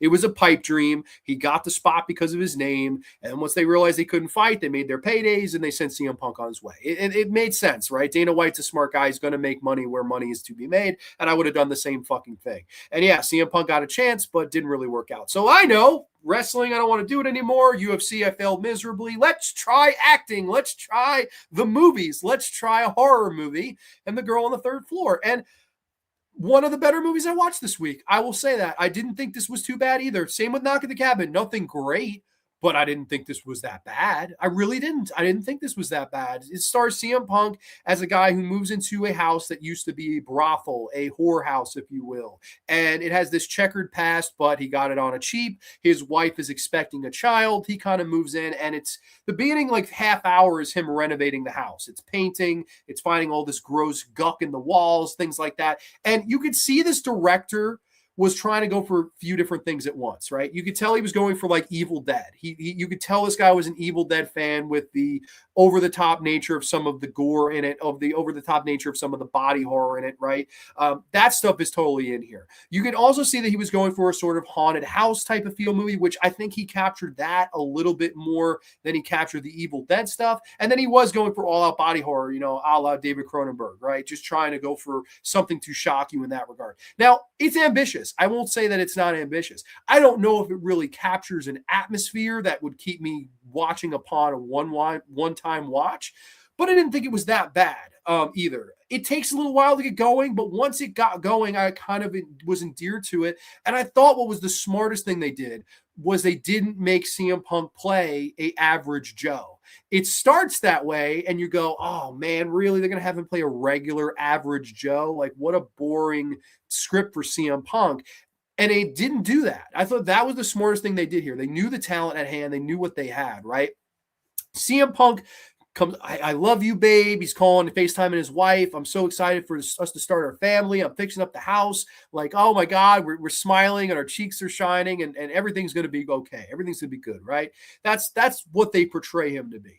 But a good-looking girl kind of one day in the neighborhood stops by the house. Oh, hey, can I help you with anything? Oh, no, I'm good. I'm good. He kind of resists. Then, oh, hey, maybe you could come in for a drink. Oh, hey, maybe I could show you my bedroom. Oh, hey, maybe we can have sex. And it escalates to that. He has sex with this woman. And then the next day she shows up and says, hey, would you want to go out in the town? He's like, no. What we did was hot, but I'm good. So you get a sense of this is not a good guy, right? He may portray himself as that. He may look like that on the surface, but this is not a morality driven man, right? This is a guy that wanted to get his dick wet. And we hear through his buddy that he's been cheating on his wife before this. He's cheated on his wife after this. He's a guy that's made a lot of mistakes in his life and moves into a house where this brothel kind of went down in a blaze, right? It went down horribly, where some of these women were treated terribly by their patrons and customers and victimized and beaten and killed and kind of washed under the rug. And their remains, some of them, lie in the house, and thus makes the house kind of haunted by the girl on the third floor, which is this reincarnation of the hot woman that CM Punk's with in the movie. And I didn't mind that. I was like, this is really good storytelling here. You have a place with a history, you have a guy who with a history of his own, and the two kind of meet together. That's horror movies 101. Why not? Why wouldn't the guy who's treated his wife poorly, who's been taking her, for granted, who moves in a house where women were taken for granted? It's a very big feminist horror picture, and I think one that was done with class. And a lot of people say, oh, Grande, you don't like feminist horror movies. That is fucking wrong. I love Ginger Snaps. I really liked this. I didn't mind this movie. I don't like Jennifer's Body. To me, that's a horrible fucking one. But that's just me. To me, this is much better feminist horror done in a particular way. Like, I was way more with this and how this was done as opposed to some of the others that I've seen. And I don't know. I thought overall this thing had some credibility to it. Now, again, the biggest place where it lacks is atmosphere. There's no atmosphere or creepy vibe that you would feel throughout this picture. And that to me is the biggest knock against it. Because if you had garnered atmosphere, holy shit, man, you might have had something here. You might have had a 6, 7 out of 10 if you had someone who could have captured the atmosphere. It does go to show you, at least in my opinion, how hard it is to capture atmosphere as a filmmaker, right? Like, I made a short. It is so hard to make not only a short, but to make a feature-length film. Holy shit. And to capture atmosphere and it's something that you really have to have the talent to do. And this shows you how hard it is to do. And man, I don't think that I was able to capture that much in the one that I did, right? It's something that it's a learning curve. It was my first job. So there was improvement to be had, right? Something that you hopefully grow at as you go. And then with something like this, I had the same feeling. I was like, if this guy got more opportunities, if we kept going like this, I think eventually over time he'd get it. Potential is there. It's just a matter of where could we go if given more opportunity. And that's kind of what I felt with this particular movie. And I don't know, it has some twists and turns along the way. CM Punk dies about an hour in, but then he pops up towards the end and kind of cuts himself all up, and a big body horror scene where he peels off his face and he reveals himself to be the girl on the third floor. And all that stuff, it didn't mind. I didn't mind this. I really didn't think this was that bad. It's a one-time watch. It's a time waster, if you will, if you want to call it that. Not a terrible movie though. I would say The Girl on the Third Floor was probably the second or third best movie I watched for show prep this week. Not a bad one at all. And as far as how CM Punk did, that's the one thing I didn't really touch on. I think he did okay in some scenes, but then there are other scenes where I'm like, my God, I'm acting. That type of performance where it's oof, we needed another take here, Mr. Director. But I don't know, maybe he was nervous in some scenes. Maybe he was more natural in others. This was a mixed bag. I don't think CM Punk should do acting. He did okay. I could see it as glass half full or glass half empty. It depends on what type of person you are. I would say it's a glass half empty performance for me. But I don't think it was terrible either. It was better than Kurt Angle and fucking Endgame. But I don't know. Some of it was forced. But let's see what you guys have to say about this one. Where were we? Mr. Brooks. Yes, Mr. Brooks. Not to be confused with the movie. Is Philip Jack Brooks at least a better actor than UFC fighter? Yes. That's tough to do, though, right? I mean, he got fucking obliterated in the UFC. I would say he passed in acting. He did not pass in the UFC. He got the UFC because of his name. That was the only reason. He's the best thing to come to wrestling the last 20 years, in my opinion. I can't argue that. I'll be honest, the last few years of his run, I don't really like. But I would say, from his run of I would say from '08 to 2014, he was the best wrestler in the world. Not even the gimmick. He was the man. I was a Punk fan until the high school bullshit between him. Yeah, that so much soured me on him too. You heard the story, and we don't have to get so much into this because I don't know how many people here watch wrestling or not. Clearly you do. I know you do if you're mentioning this. The whole story is that he threw the first punch at Kenny Omega and the Young Bucks. And then there's the footage of he actually trying to choke Jack Perry at a show and then quit on the spot and stuff like that. Listen, there's no doubt that I'm sure Jack Perry was doing some stupid shit and was acting out. And I'm not saying that, Punk was completely to be vilified here. But when you're putting your hands on somebody, when you're swinging at people, when you're taking the first punch and freaking out in press conferences, eating the muffins and stuff like that, I'm sorry, man. You're a grown ass fucking man. I get it. CM Punk. He speaks his mind, and that's why we all like him. And there's no doubt. That's why I like CM Punk. The funniest thing to me, the number one he's a hypocrite argument I have is Adam Hangman Page. There's the classic segment where it's Punk and Hangman Page, and Page went into business for himself. Page went off the script and said something that Punk didn't expect. And Punk, how could you do this? I'm outraged. You can't say things like that. Blah, blah, blah. It's buddy, you're a hypocrite because you're the guy that says things that outrage people, that goes off the script, that drops the proverbial pipe bomb. So when you're upset that somebody else went into business for themselves, you look like nothing but a hypocrite because that's how you got over in this business. You go into business for yourself. You got yourself over because you have the biggest mouth on the show. And that to me is why I'm not a big fan of him now. So you could do it, but Hangman Page can't? That's a bit hypocrisy. That's a bit of hypocrisy, in my opinion. I don't know. I just I don't like that. That whole AEW run really turned me off on CM Punk. Again, decent matches. I like the Eddie Kingston feud. I like the Samoa Joe match. But I also think now that Punk has become a mark for himself. There's the match in AEW where he was quoting shoot interviews that he was in. Lariat, Kojima. I was like, dude, you got to stop drinking your own fucking piss, man. I don't know. That kind of, he's rubbed me the wrong way. He really has. It's a shame because he still has it. There's parts of him where you see glimpses of who he used to be in it. This past Monday on Raw, he said, I didn't have a family. I was born into this like you. I wasn't born with the silver spoon in my mouth on third base. I toured the indies and I made my family with them. And when he said that hit a nerve with me. I was like, I was one of those people that was my that really hit me. And I was like, that's why I like CM Punk. That's the other side of the coin where I see it and I go, that's the greatness side. But yeah, no, it's mixed feelings now. It sucks. If he had stayed retired, I would have said forever to my dying day as CM till I was in Grande's graveyard that this was the best ever. But now I don't know. I think the legacy is a little bit askew. I watched this with Miss C today. Boy, oh boy, 2 hours of CM Punk on HGTV doing shitty house renovations. What a weird movie with a weird ending. What was up with the marbles and Black Sludge? The Black Sludge felt very let's do Evil Dead with the over the topness of it. That is honestly a great review. The HGTV with CM Punk renovations. That's hysterical. Yo, that's that. Do you have a letterbox, Triple H? Because you got to do that. That letterbox review will fucking blow up. That's hysterical. That's really not a bad review of this movie. I like The Girl on the Third Floor, 4 to 5 for me. It's the only one I had fun watching. I don't know about that. I had fun watching. See No Evil's fun. You don't have fun with Albino Farm, but we'll get to one of those two next.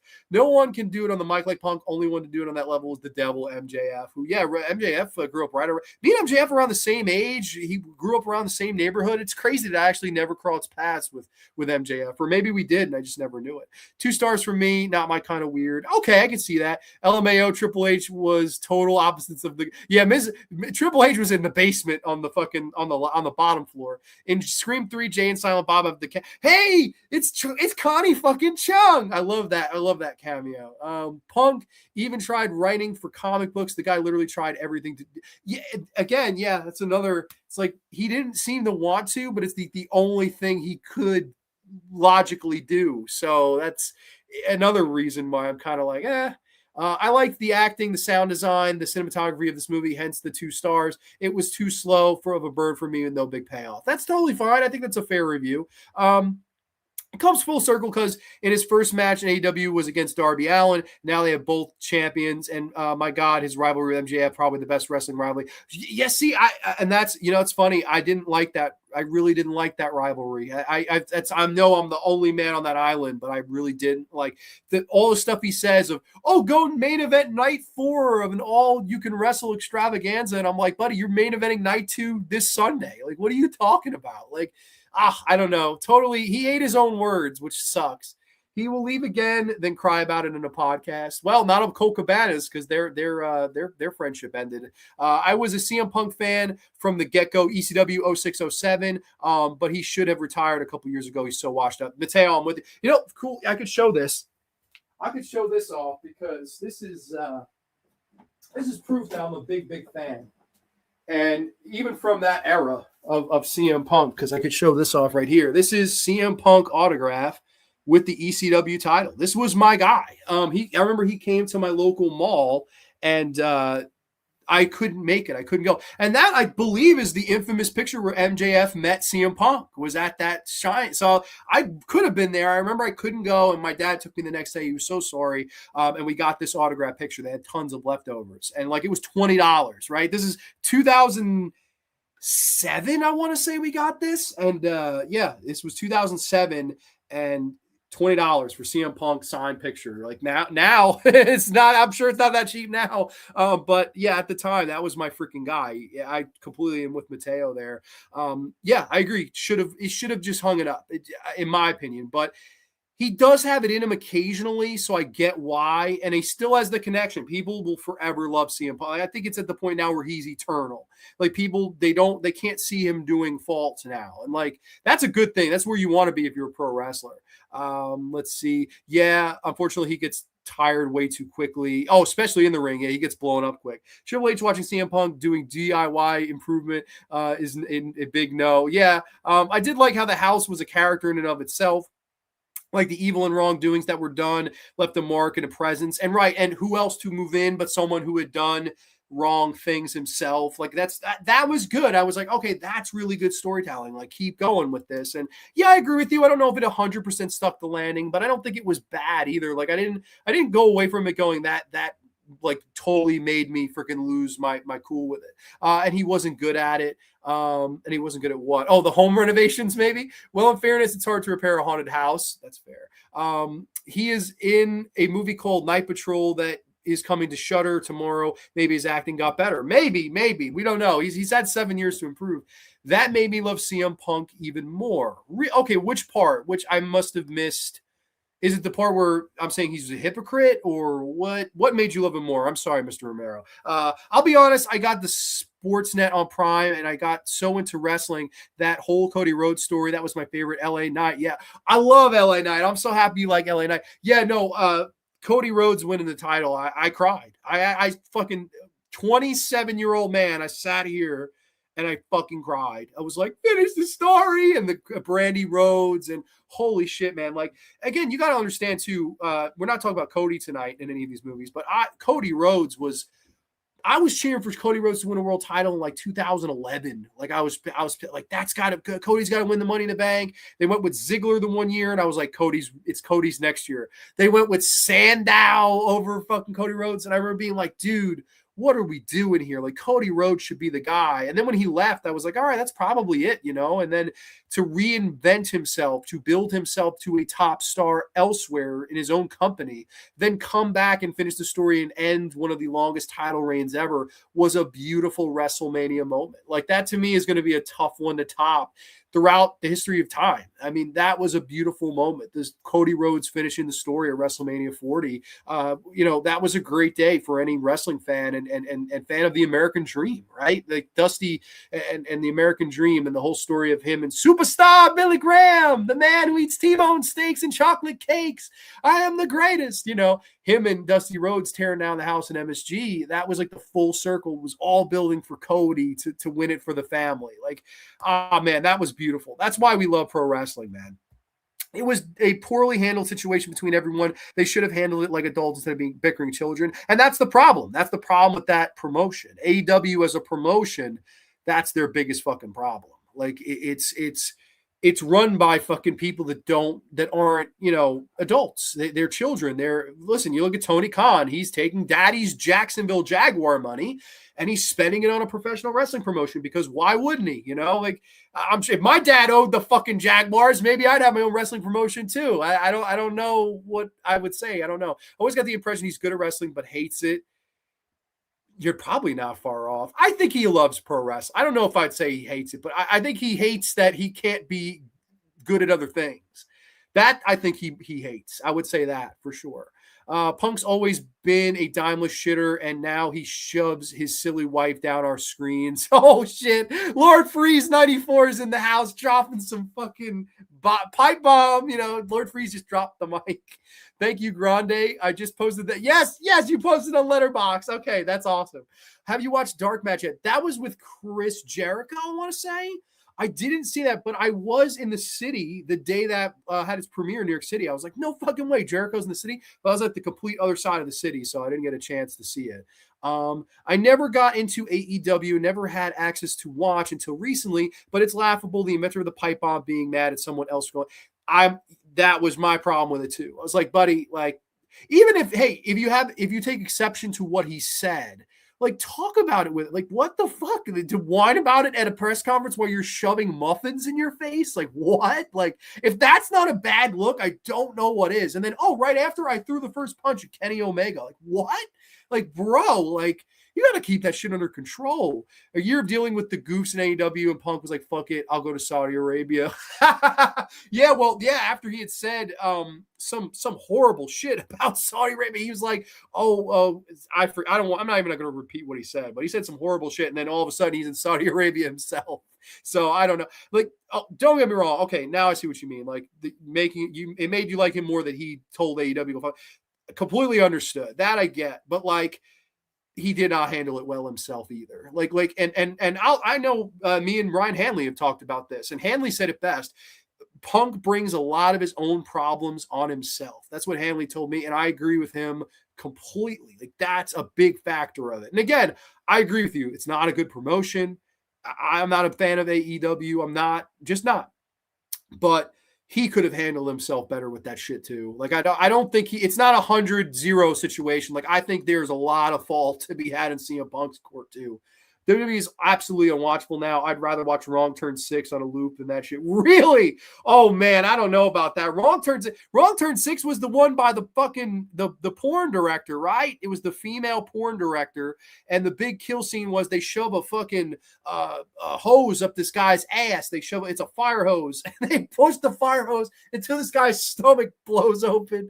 Holy shit, man, that was horrible. They got in some big trouble with Wrong Turn 6 too. I think they used photos of actual dead people, like missing people photos, and they got sued and shit. Like, Wrong Turn 6 a mess, dude. That's so funny you mentioned that movie. Yes, CM Punk, the human rights guy going to a country where human rights sucks. Yeah, and we make the women in that country dress up as if they were fucking Power Rangers. Like, it's a disgrace. Yeah, that's hypocritical. Like, you say that, you feel that way, that's fine. Don't go there then. And like, you can't tell me for all the money in the world, oh, he was wrestling Johnson. Don't care. Don't fucking care. Like, you're a hypocrite. Like, I hate to say it because I liked the guy for so long. Cody got big without WWE. Gotta love it. He did. He got himself over. It was great. Almost cried too, but for different reasons. I was sad to see Roman drop the title. It felt weird, and I got tired of hearing the fairies finish the story. If your dad owned the Jaguars, you would be a laundromat to shoot your... Oh, my God. Hey, if my dad owned the Jaguars, I think we'd shoot a feature length. I would avoid the short. We would do a fucking feature length horror movie in the laundromat. That's my dream, Heather. That's my finish the story. Maybe someday. Only if my dad could buy the Jacksonville Jaguars.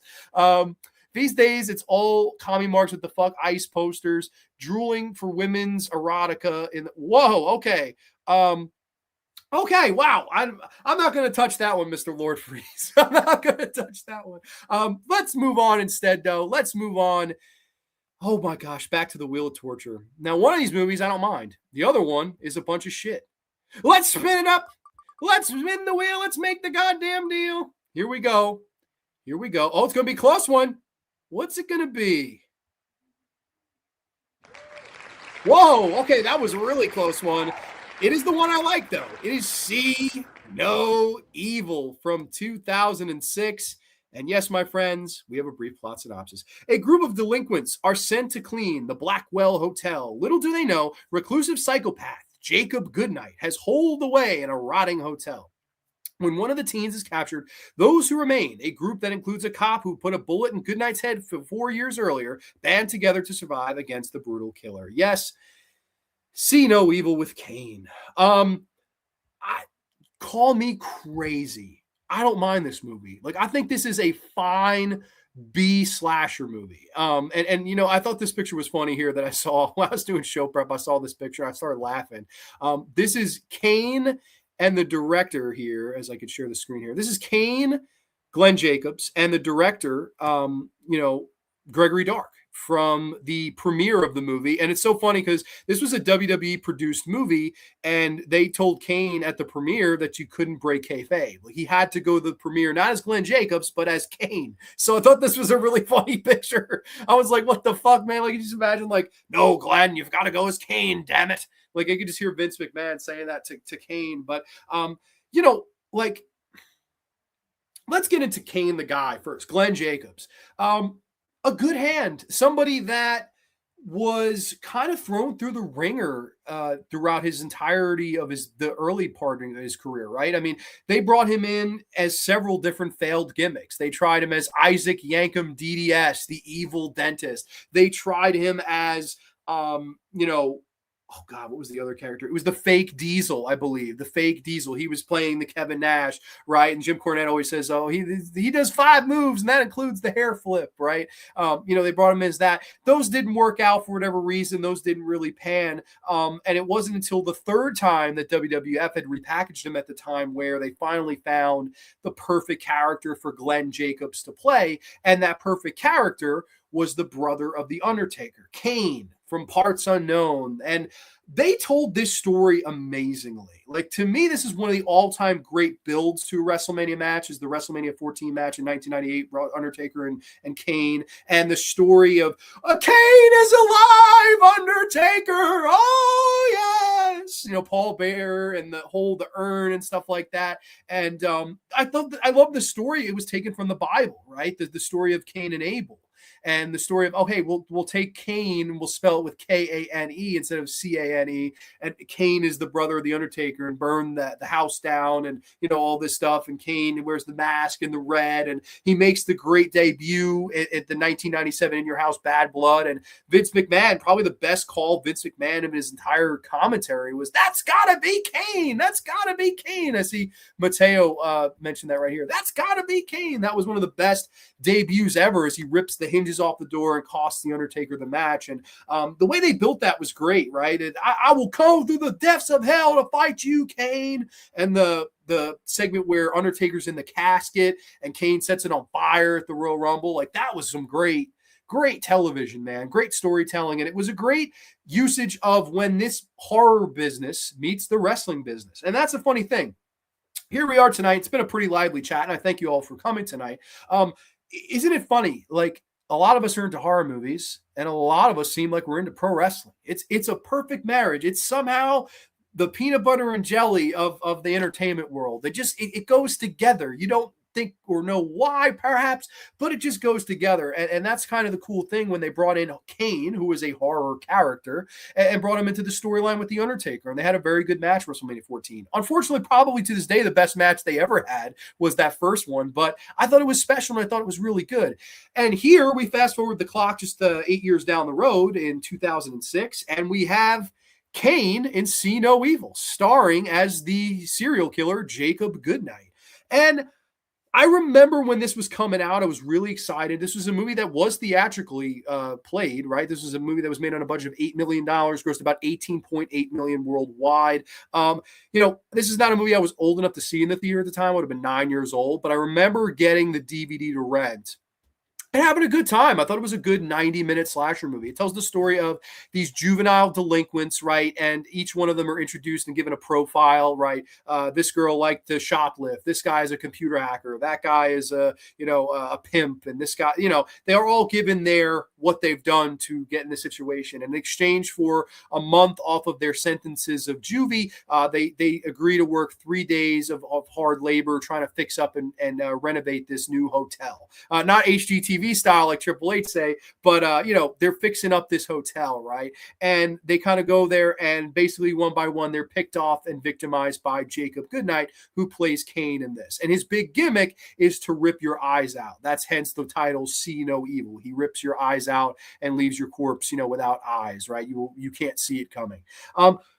Pretty decent idea for a slasher movie. And this to me is a perfect relic of movies that were only going to be made then and would never be made now. And I'm sure people probably say, well, is it really the biggest travesty in the world that movies like this aren't made today? And I get you. I hear you. But my answer to that question is hell yeah. Hell yeah. Because look at who was the director on this picture. A picture that fucking Vince McMahon himself put up $8 million alongside the studios, right? This is with Lionsgate and several other, independent promoters. But Vince McMahon was the main executive producer on this, to invest in a guy that had directed music videos and porn. Gregory Dark had come from the wonderful world of Skinamax and pornography. And that, to me, was an interesting choice to do a main budget, high budget slasher movie in the movie theater. $8 million in 2006 ain't cheap. That's a nice budget to get. And you get a star in Kane to kind of play this killer than he kind of played on TV, right? He played so many different versions of the character of Kane. And I don't know, I didn't mind this movie. It has a lot of the religious undertones in it, where it's, you throughout the movie, you hear this song. It's a church song. It's like little girls singing, children of the Lord, if you yellow, black, or white. I don't know. I liked the little song in it too. It kind of was creepy. You're like, what the fuck's going on? Then Kane just pop out with a chain and just hook somebody around the throat. Like, holy shit. Like, what the hell happened? I thought the kills were pretty good in your 90-minute slasher movie. You have the one girl, she's a shoplifter, and she steals the phone of one of the ladies. So she's on the phone the whole time. And Kane, at one point, breaks down the door with the big boot, and he's looking for her in the room. And she's kind of in the closet like this, like trying to hide herself. And what happens? Kane looks under the bed, looks here, looks there, doesn't find her. As he's about to leave the room, the phone fucking rings. And he just slowly opens the closet. And she's, no. I thought that was great. And he takes the phone and makes her swallow the phone. She chokes to death on the cell phone. Thought that was a great death. Like, you live and die by what you do, bitch. Like, you shoplift, you steal phones, we're going to shove that phone down your damn throat. I like that a lot. There's the one scene where the two are going to have sex, and Kane's kind of watching through the two-way mirror. He busts through the mirror, and they kind of hide in the room, and he goes, hey, I'll let you down. They have this big cloth, and he's letting her down, and she's going down the way. And then she's like, come on, why aren't you letting me down? She looks up, and it's Kane there, and he starts pulling her up, and she says, no. And then she's like, let me go. And then he just kind of looks, and he's like, yeah, why don't I? He just lets her go. And she smashes through the fucking greenhouse, and she breaks her arm, and she's still alive. And then all of a sudden, this dog comes up to her that she had seen before and fed a sandwich to. And then, she thinks the dog is nice, and then the dog just mauls her and eats her up and finishes her off.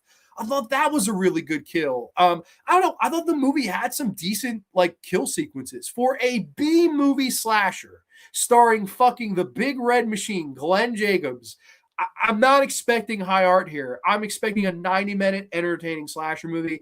And to me, that's exactly what this is. This is a passable, decent, good slasher movie. It's not the greatest thing since sliced bread, but to me, it's closer to the shit we had in the 70s and 80s than it is now. Now, here's a crazy story that I would think most people don't know about this movie. I couldn't believe it when I heard it. I couldn't believe it when I read it for show prep, but this is a true story. And this is proof that Vince McMahon is a crazy motherfucker.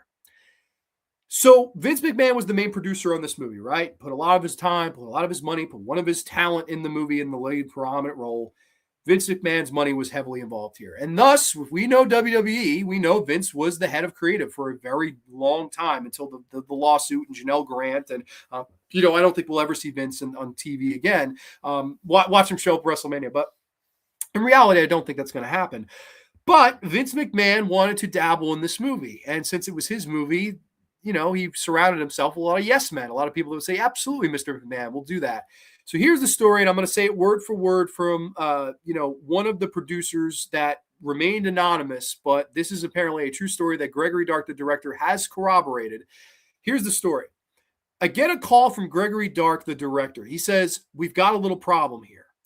This is a call from Australia. I said, what's the problem? He goes, Vince McMahon has a suggestion for this movie.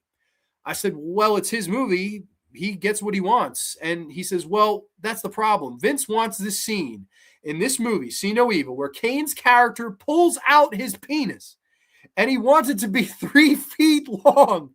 I thought there was a connection problem. I said, Greg, can you just back up and repeat that last line for me? He says, yes, Vince McMahon wants Kane's penis to be 3 feet long, and none of the producers will tell him no. So I sat there and I said, oh my God. So basically, the long story short, he called Vince McMahon, one of his other producers, and said, I think this is a great idea. This is great. You're onto something. It's brilliant, but not this movie. Like, can we please not do it in this movie? And apparently it took some heavy convincing, but they convinced Vince McMahon to not have Kane pull out a 3-foot penis in See No Evil, which would have been the most insane shit ever. Like, you guys see Vince McMahon going, this movie, the one thing it needs, a 3-foot penis. Like, what the fuck? And, now that things have surfaced with Vince McMahon, and now that we know some of the shit that Vince McMahon was into, a la shitting on people during sex, a la naming his sexual toys after professional wrestlers that he signed and had work for him, I believe that story completely. When you first hear it in 2006, maybe not, but man, now, yeah.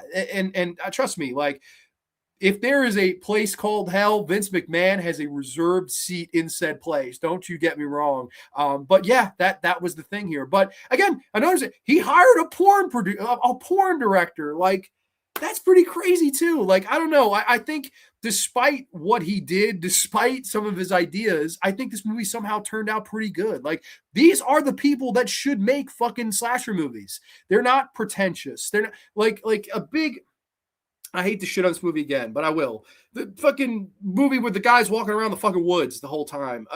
What the hell was it called? In a Violent Shit. That's what it should have been called. The fucking walk in, and I would walk 500 miles, and I would walk 500 more. Horrible. That to me is a pretentious, terrible slasher movie that didn't get it. This is, we got a porn director, we got a wrestler, we got a bunch of generic characters that are one-dimensional. We've got a creepy setting. Let's make this fun. Let's kill them off in creative ways. And that's what they fucking did. I don't mind this movie. This is a passable slasher movie to me. See No Evil is fine. I had a few people tell me they hate it. That's fine if you hate this. But like, to me, if you like these type of movies, man, this is fine.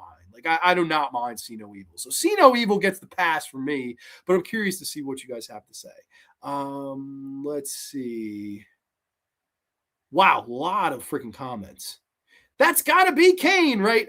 This is a fun movie. Yeah, I'm with you. I think this is a fun movie too. This is a fine, like, if you want to do a double feature slasher night, this is a fine first movie to do. Like, you end with the bigger movie, but this is a fine, like, kickoff movie. Like, I don't know. I didn't mind this movie at all. It definitely has the atmosphere, the look, the tone, all that stuff is right. Like, all that stuff works. Again, the religious stuff I liked in it. Like, there's a thing where the lead girl, he won't kill her because she has religious tattoos. Like, she has the cross. And we learned that the lady that runs the hotel was his mom, and she treated him like shit and had him in the cage and stuff. And that's how he got the idea of ripping out people's eyes, because he saw her do it. And I don't know, like, I didn't mind all that stuff. Like, it very much does feel like a direct to sci-fi movie at times, but a better one, if that makes any sense.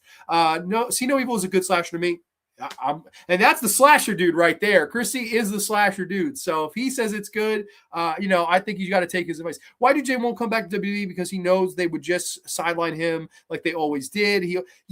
And I think the biggest reason they wanted him back was the whole Gunther thing. Like Gunther's retiring. He retired Goldberg. He retired Cena. He retired AJ Styles. Like I'm sure that was the pitch. Like, all right, Chris Jericho, if you want to come back, that's fine. But we're gonna have Gunther retire you by X date. And I'm sure Jericho said, I'm ready to retire when I'm ready to retire. And I bet you he stuck to his guns. And I bet you that's why he's back in AEW. I guarantee. I don't know if that's what happened, but I heavily speculate that is what happened. And then if you look at, Rey Mysterio, they wanted him to be retired at WrestleMania this year by Gunther, and Rey stuck to his gun, said, no fucking way. Like, my son's going to retire me. If I'm losing anybody for my career, it's my son. And like Rey stuck to his guns. They moved Gunther on to another match, and then Rey fucking the next week was on the ladder match for the IC title. So that's definitely what happened there. Sometimes you got to stick to your guns, man. And it sucks about the mayor of Knox County, Tennessee. That's right. Choke slamming. I think he did a whole campaign. Kane now is the mayor of Knox County, Tennessee, which is super fucking wild. Like the Big Red Machine is a politician now, is a mayor. It's so freaking wild. Isaac Yankum, DDS, that's right. The evil dentist from Jerry Lawler. See No Evil Rocks what it is. Okay, so we're all on the same page. It looks like the big thing is for what it is, right? Like I think we all kind of just see it for what it is, and like I think if you take it by what it is, it's pretty decent enough flick. Kane's unmasking was bonkers. Who gave him that terrible hairline? And do the smoke makeup look. They should be ashamed. That was crazy when that happened. I remember that was with RVD. Been into wrestling since I was a child. It does not leave you at all. And there's no off. Those motherfuckers don't have an off season. Like that's pretty crazy. Kane has been in some really goddamn terrible angles. Katie Vick and Gene Siski. Oh my God, that's right. It wasn't my fault. And Lita had the miscarriage. My God, that was some bad TV, man. The Undertaker was once a episode of Poltergeist, the Legacy series, was about a team of paranormal experts who hunt supernatural creatures. Okay. Kane is a legend. Better masked or unmasked. The character needed to evolve. Be silent forever is impossible. Yeah, I agree. I would say better masked. I liked the character better masked. I loved some of the attires that Kane had. But yeah, no, I agree with you. It had to evolve eventually, and like it was good. I thought. When they first did that and he killed RVD, that was really good. All the stuff with that, when Kane was like this unstoppable monster and he buried the Undertaker alive. Like I liked that stuff. Look, Kane was good with that. The Undertaker's legendary acting role is a suburban commando with Hogan. You're dead, Ramsey. Oh, that's right. Kane was such a consummate pro his entire career. They jobbed that guy out way too much. Didn't protect his character at all once he unmasked. Yeah, I mean, eventually it lost its way for sure. Even when they put the mask back on him, it felt like Kane was more comedic. Like I remember the Team Hell No. That was so over. Like people loved Team Hell No and Kane and Daniel Bryan. Yes, no, yes, no. Like that stuff was fun, man. I don't know. Glenn Jacobs is one of those guys. He was never great in the ring. Like the short little punch and the clothesline from the top, the big boot. Like he only did the side slam. Like there was only so many moves Kane did, but Kane was good as a character. And Kane was just ultimately one of those guys that always worked. Like I think Kane is in their top 10 for the most matches worked in the history of that company. And again, took a while. They had to repackage him a few times, but once they found Kane, he took that character and really made it work. Like I really like Kane. We got Dr. Howdy 6664 Grande. What's up, Will? Hope all's well with you, buddy. Oh man, I knew somebody would bring this up. The Katie Vick storyline where Triple H put the mask of Kane on and had sex with a corpse in the coffin was filmed in Nashville. Was it really? And now he's the mayor of Knoxville. Isn't that funny? We are very proud. And there was a real funeral going on 2 doors down. You're kidding me. Holy shit. That's crazy. I never knew that. Didn't Corny create the King? Yes, he did. Corny is a huge horror movie fan. And he based it off Halloween. Halloween, because of course it was Michael Myers was the brother of Laurie Strode. And I think he said, wait a minute, what if the Undertaker had a brother named Kane? And then he went to the, Cain and Abel, and he kind of mixed Halloween and the story from the Bible of Cain and Abel and kind of put the two together. May 19th. I think the part suited Kane, but I just didn't love the movie. Too much of a slow burn. I gave it a 3 out of 5. Okay, that's fair. I still think that's fair for a movie like this. Remember when Kane electrocuted Shane McMahon's balls? Here comes the money. Do you agree that the Katie Vick angle is the worst in the history of wrestling? My God, it's one of the worst. I don't know. Like, okay, You're talking about angles as in full storylines? Probably yes. As in segments? Probably not. Like, I remember there was one where it was like Sami Zayn and it was Bobby Lashley's sisters, and it was all these terrible actors. There's the classic Alexa Bliss and Bailey, This Is Your Life. That was one of the worst segments of it. And I love Alexa Bliss. Like, holy shit, I would do anything to party with Alexa Bliss, but my God, that segment was terrible. I don't know. It might be as full storyline, yeah. But like as far as segments go, I could think of worse ones. Like that fucking Sami Zayn, Bobby Lashley segment's horrible. 100%. Okay. Cena Evil beats the shit out of Texas Chainsaw Massacre remake. Buddy, I completely agree. I hate the Texas Chainsaw Massacre remake. Like, don't get me wrong. This was a time where all films were trying to be like Saw.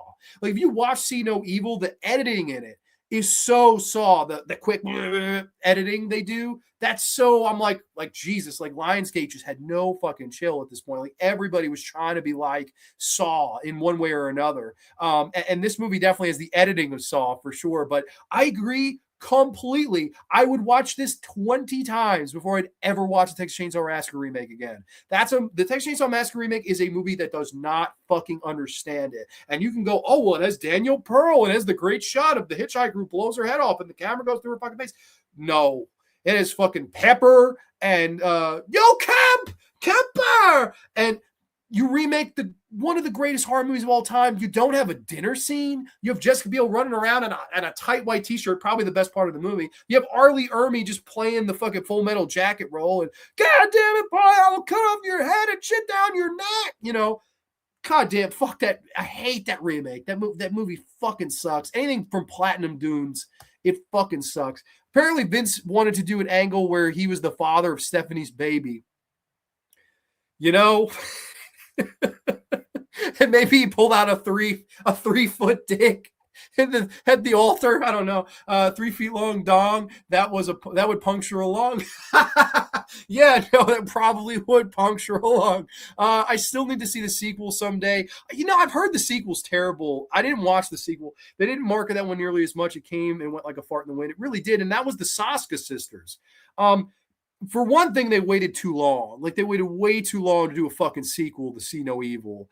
And for another, it's like Danielle Harris, Catherine Isabel. You could tell it's probably very Canadian. Like, I hate to be that guy, but I have no interest in the See No Evil sequel. This was a fine standalone slasher. Vince and the Kiss My Ass Club was definitely some sort of kink. Yeah, totally. That's fucking crazy. Like, oh my God, dude. It's a Grande concert tonight. Yes, it is. Yeah. Just say no to 3 feet long dongs. Oh my God. We got Trenchy in the house. Trench, the Soulless Trench Coat. Bradley's here. Kane Unmasked is my favorite.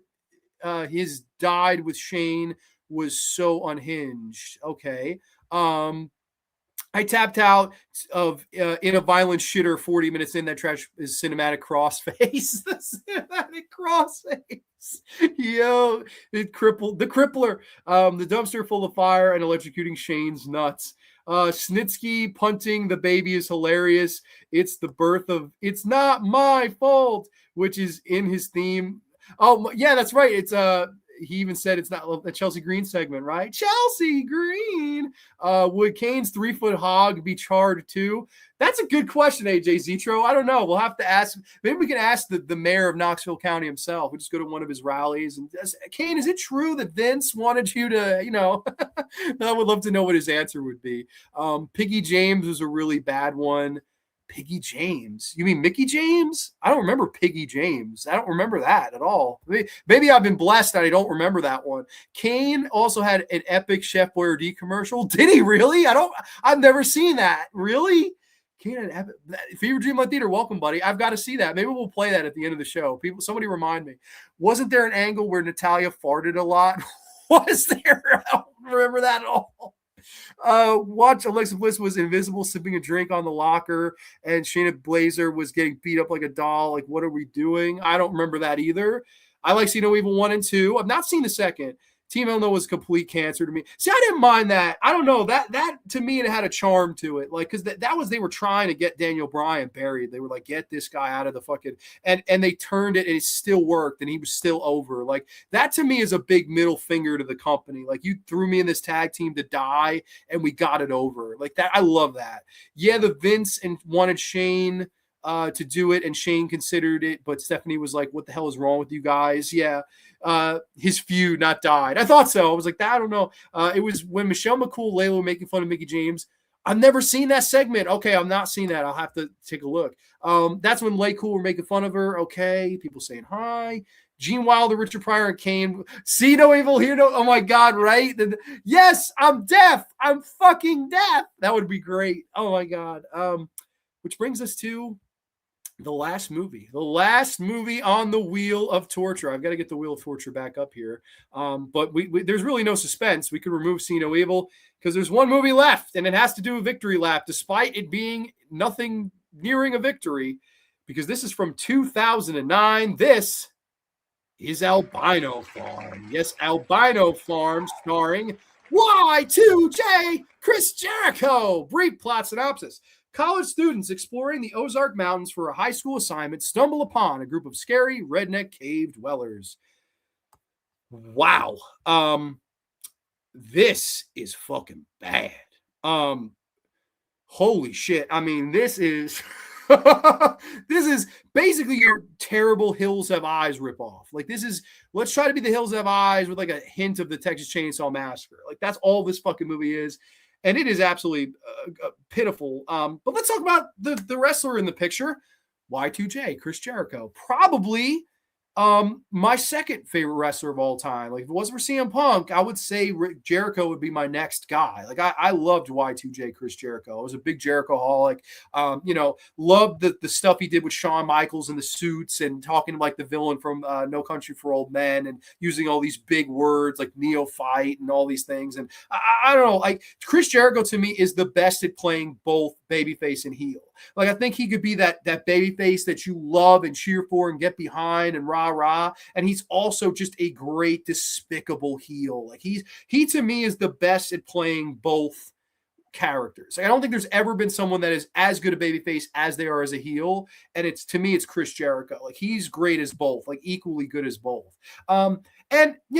Listen, he's a guy that, again, was one of my favorites for years. Now, again, I do, like, despite the fact that I know he says he'll retire when he damn well pleases, and it's his career, it's his life, his choice, and I respect that.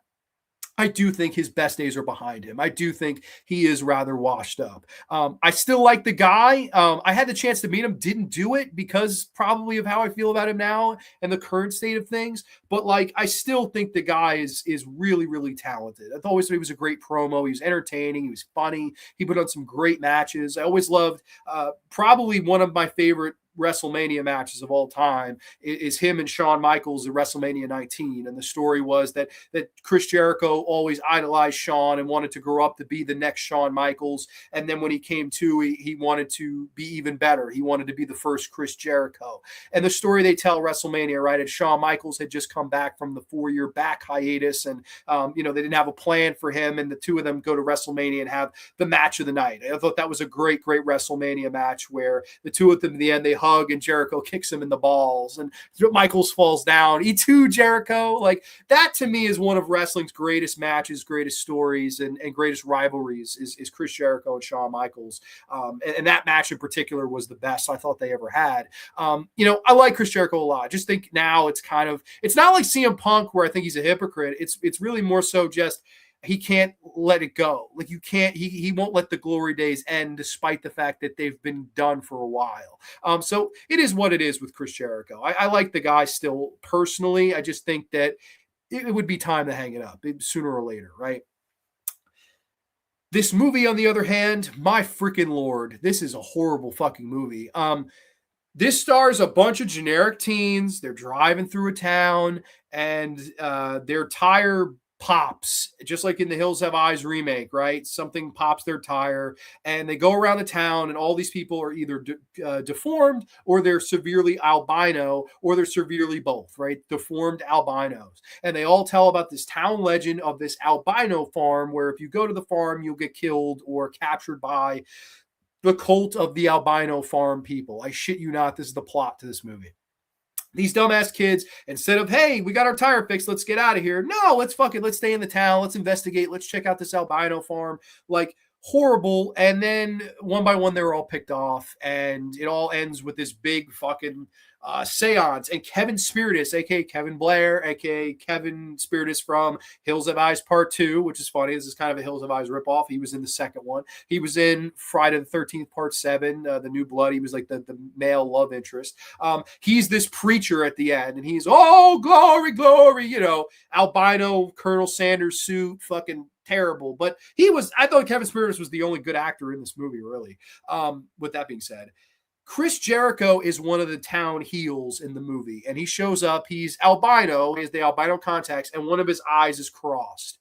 And Chris Jericho is giving this really bad country accent. He's like, I bet you I'll give you a ride if you flash my boys for $20.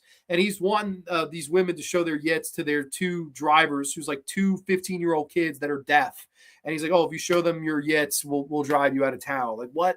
And then they basically go on a driving spree, and they drive them all around, and Chris Jericho's just laughing the whole time, making fun of them and stuff. And like, listen, to me, if you had made Chris Jericho the head honcho, and like the whole movie had been around him being the heel, this mean albino that was trying to kind of butter you up and tease you and things like that, it might have worked. But instead, they don't give Y2J as much screen time as I would have liked. And in turn, his scene feels like a glorified cameo. It's kind of 3 or 4 scenes you get in total with Chris Jericho. And despite him getting top billing, despite this being 2009, that was a pretty good run. I mean, Jericho was world champion at the end of 2008 into 2009. So he was pretty much at the height of his popularity in his second return from WWE. I don't know. I just thought this movie was terrible. Like, terrible Hills Have Eyes rip. There's a scene where this woman is in the diner and she's serving them food. She's beautiful, has these giant yits, beautiful face. And then she goes to hand them the food, and she has like a fucking deformed hand. And they're like, oh my God, you have a deformed hand. Like, this is horror done horribly to me. Like, low budget, direct to video. We're trying to be like horror movies of yesterday. The movie looks like shit. It looks like it was shot with a fucking potato. It just is horrible. Like, this movie fucking sucks. Like, I hated this. It was literally the last 30 minutes of this, I was like the whole time just checking my watch, like, this is horrible movie, man. Like, absolutely terrible. If you don't believe me, the movie gets a 3.8 on IMDb. So yeah, this is horrible. No good characters, no good heart, no memorable moments, just a whole lot of blah. And it's not really surprising that this director didn't go on to do anything. And I don't know, Chris Jericho did do movies after this. I mean, he did the Kevin Smith Kilroy was here. He did the MacGruber the following year. He was a bit role in MacGruber. He was in the Terrifier 2 at the end and dies in the beginning of Terrifier 3. I know he's a big horror fan. And I know, funny enough, his favorite horror movie ever is Sleepaway Camp 2, which I'm very, like, that's so crazy to me because I love Sleepaway Camp 2 and 3. Like, that's my bread and butter. So he's got a good taste in movies. But yeah, no, I don't know. As far as picking movies to be in, this was embarrassing. I thought this was an embarrassing movie for Chris Jericho to show his face in, and kind of, I don't know, like, definitely not the break that you're looking for when you're into these type of films. But that's just my opinion. I'm curious to see if any of you have seen Albino Form, because this one's really not a popular one. Let's see. I think we were here. I miss Lionsgate flicks from that period so much. Those are my teens. Yeah, I have a nostalgia for them too. I think we're only a few years apart. So like, you know, I'm in the same boat. Like, cause that was an era of horror. Like, at least there was an era of horror to be had. Now it just, there is no era now. There is no bathroom. There is no fucking era now. Now it's just, there's nothing. I don't know. I agree. It's quite funny what you'll become nostalgic for. Like, it really is. It's actually kind of crazy. One of my favorite WWE segments was Hornswoggle took DX to Little People's Court under the ring. And oh my God, I've not seen that. No. The first undisputed champion, baby. I beat Stone Cold and The Rock in the same night. That was great. CM Punk. I would say yes. Like I would say, like, granted, despite I think you missed everything I said about him before when we talked about the girl on the third floor. So I aired my grievances on the person who's famous for airing his. I would say yes. Like, yes, he's my favorite of all time, but man, the legacy is totally tarnished. Like, who do I like better as a human? I would say Chris Jericho, like just easily. Like, I think Chris Jericho's a better guy. Like, I would honestly never want to meet CM Punk. Like, I am fucking good. Like, I do not think it would go that well. Break the walls down, break down the walls. Jericho's great. Yes, Jericho's awesome. Remember being absolutely stunned when Jericho went over to become champ. Dude, you got to keep in mind, I was only 4 when that happened. And holy shit, man! Like if I was watching that live, like holy shit, I would have lost my mind because nobody would have expected that. Was Austin, The Rock, and Angle were also involved in that pay-per-view for the title, and Jericho's the one that goes over and goes into Mania as the champion. But they of course they pulled the rug out for him. He was a third wheel despite being the undisputed champion. It was really Triple H versus Stephanie, and they just used Jericho as the body for Triple H to kind of go over and win. So that was unfortunate. That was the only main event Chris Jericho got at WrestleMania, and it was, it wasn't really about him, which kind of stinks. Theme from Seven Dust is terrific. Yeah, Fozzy is terrible live. They performed in WWE a couple times, and it was so bad. Dude, I actually saw Fozzy. I worked at this place. It was called, I think it was called 89 North. And I did emceeing there, like, and introduced bands and stuff. It was a good Sunday gig. I did it for a few months, and the guy there was pretty nice. And one Sunday, it was Chris Jericho. Fozzy was going to be there. And I remember being like, oh, it's my day to work. Like, and then I got there and they were like, oh no, you're not working tonight. You're not introducing them. I'm introducing them. And then I was like, can I at least, and they were like, yeah, you have tickets to come. So I got to see them. And then my plan was to meet Jericho after the show, and we waited outside for hours. He poked his head outside and everybody was like, Chris, and he immediately ran back inside. And I guess they snuck him out through the front. So that was a bummer because I wanted to meet Chris Jericho that night. That would have been really cool. But I guess, when you're on the road that much and you're in the public eye that much, you don't really want to meet all these people. So Chris Jericho didn't meet us that night. And that kind of sucked. Like that really, it soured me on him for a couple of years. I remember being really upset with that. But again, I don't know the life that these people live. So I can't really say or be someone to say, oh, I would have done it. You don't know until you're in that person's shoes. I like his heel run when he was calling people hypocrites. Yes, that's the best Jericho. The suits and the you're a neophyte and you're a neophyte. Like all that stuff was so good, man. Y2J was barely in albino form is a big no for me. Yeah, it was a big no. It's a terrible movie. I remember the angle in WCW when Jericho would say all the luchadors were ugly under their masks. Yeah, I loved one of the best was Jericho and Goldberg. And Goldberg didn't want to work with Jericho. And the score is Jericho 4, Greenberg 0. He called him Greenberg. And oh my God, man, that was great TV. And of course, Goldberg, because he's such a fucking idiot and takes himself so seriously, he didn't get it and didn't want to work with Chris Jericho, which is in hindsight so stupid. Like Jericho could have given him the best match he had, and instead Goldberg went fishing. I think that's literally the story. They were going to do the match, and Goldberg said, "No, I'm not working that pay-per-view. I'm going fishing," and that's what happened. Like you think CM Punk was disgruntled at his job, right? My God, how would you like to get this chicken shit angle, turn it into chicken salad, sprinkled with croutons of chicken gold, and fucking Greenberg walks out to go fishing. Like, my God. And I will tell you that a big reason I didn't review Santa's Sleigh is because Bill Goldberg go fuck himself. I'm with Bret Hart on that. I hate Bill Goldberg. Fuck you. I saw Y2J last night. He looked really thin, like on drugs thin. It made me sad seeing him look that way. Did he? That's sad. I didn't see that. Deformed albino Colt. What the fuck? Dude, I swear on my life, that's what this movie's about. It's really fucking bad. You know what happens to people whose cars break down in the middle of towns with albino colts? You just made the list.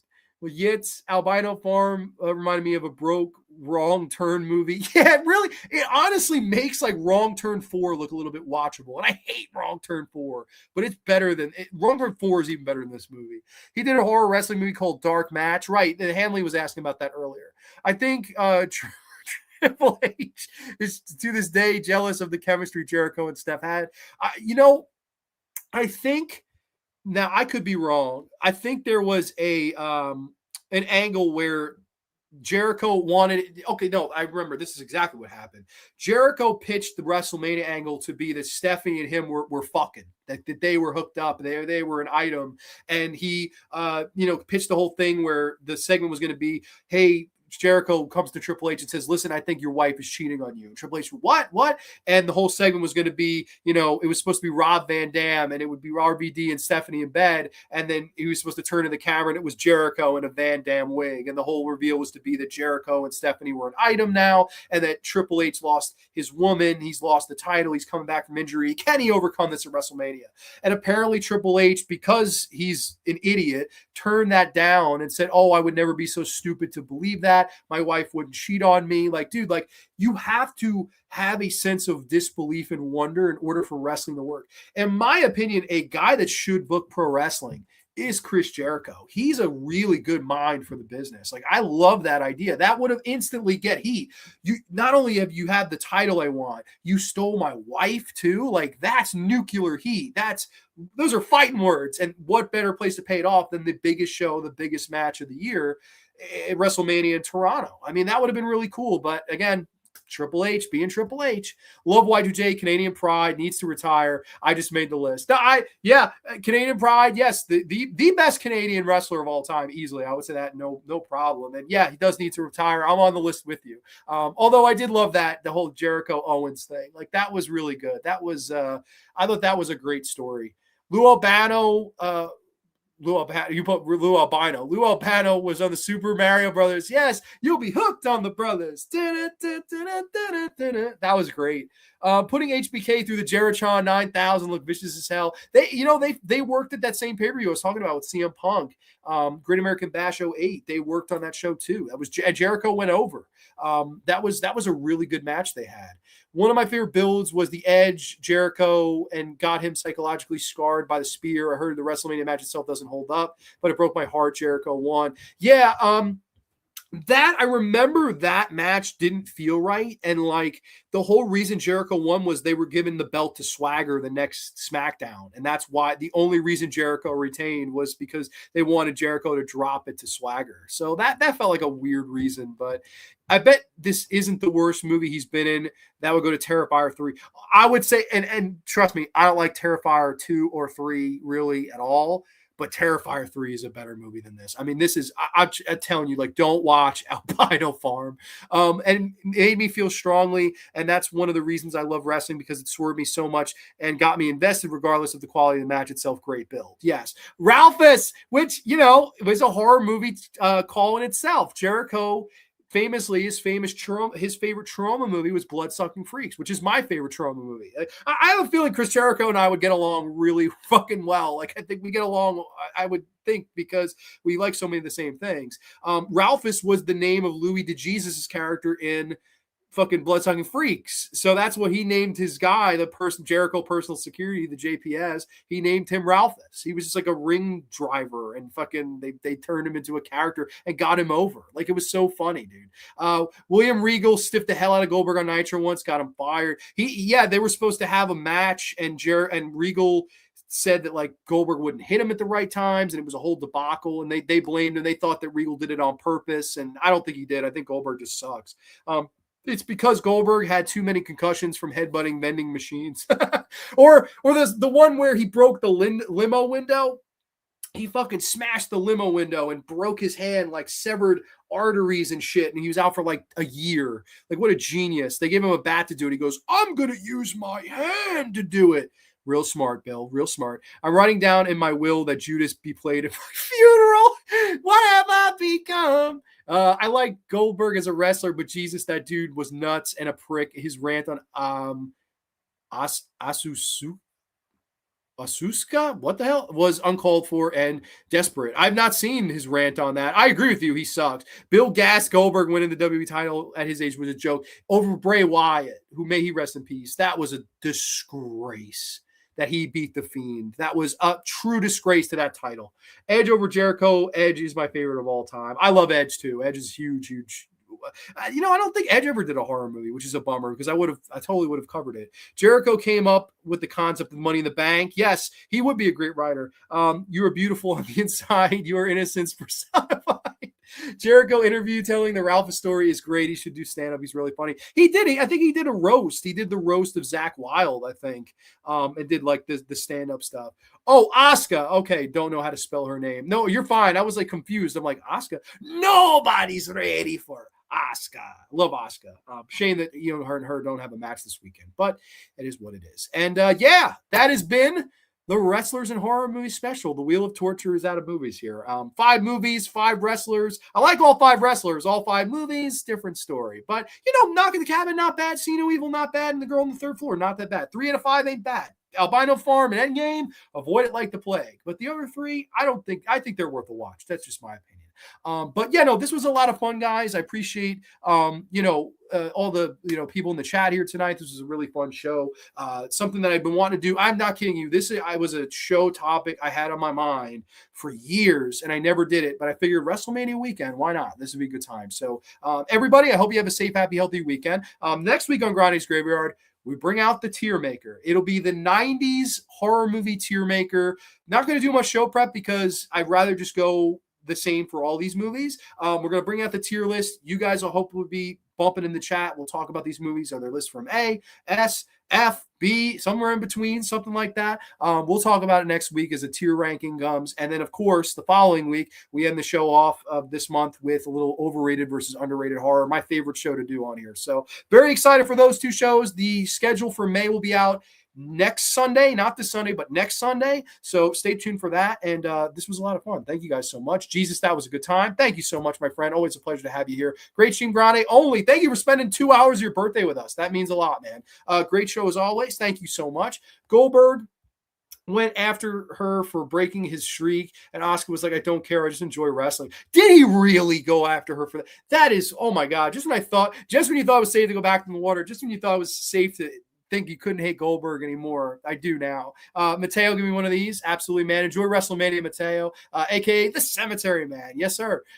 Maybe next year you'll finish the greatest WrestleMania matches. Yes, right. I've left everybody hanging for so long. But yeah, it is what it is. I'm sorry. Great show. Had a blast.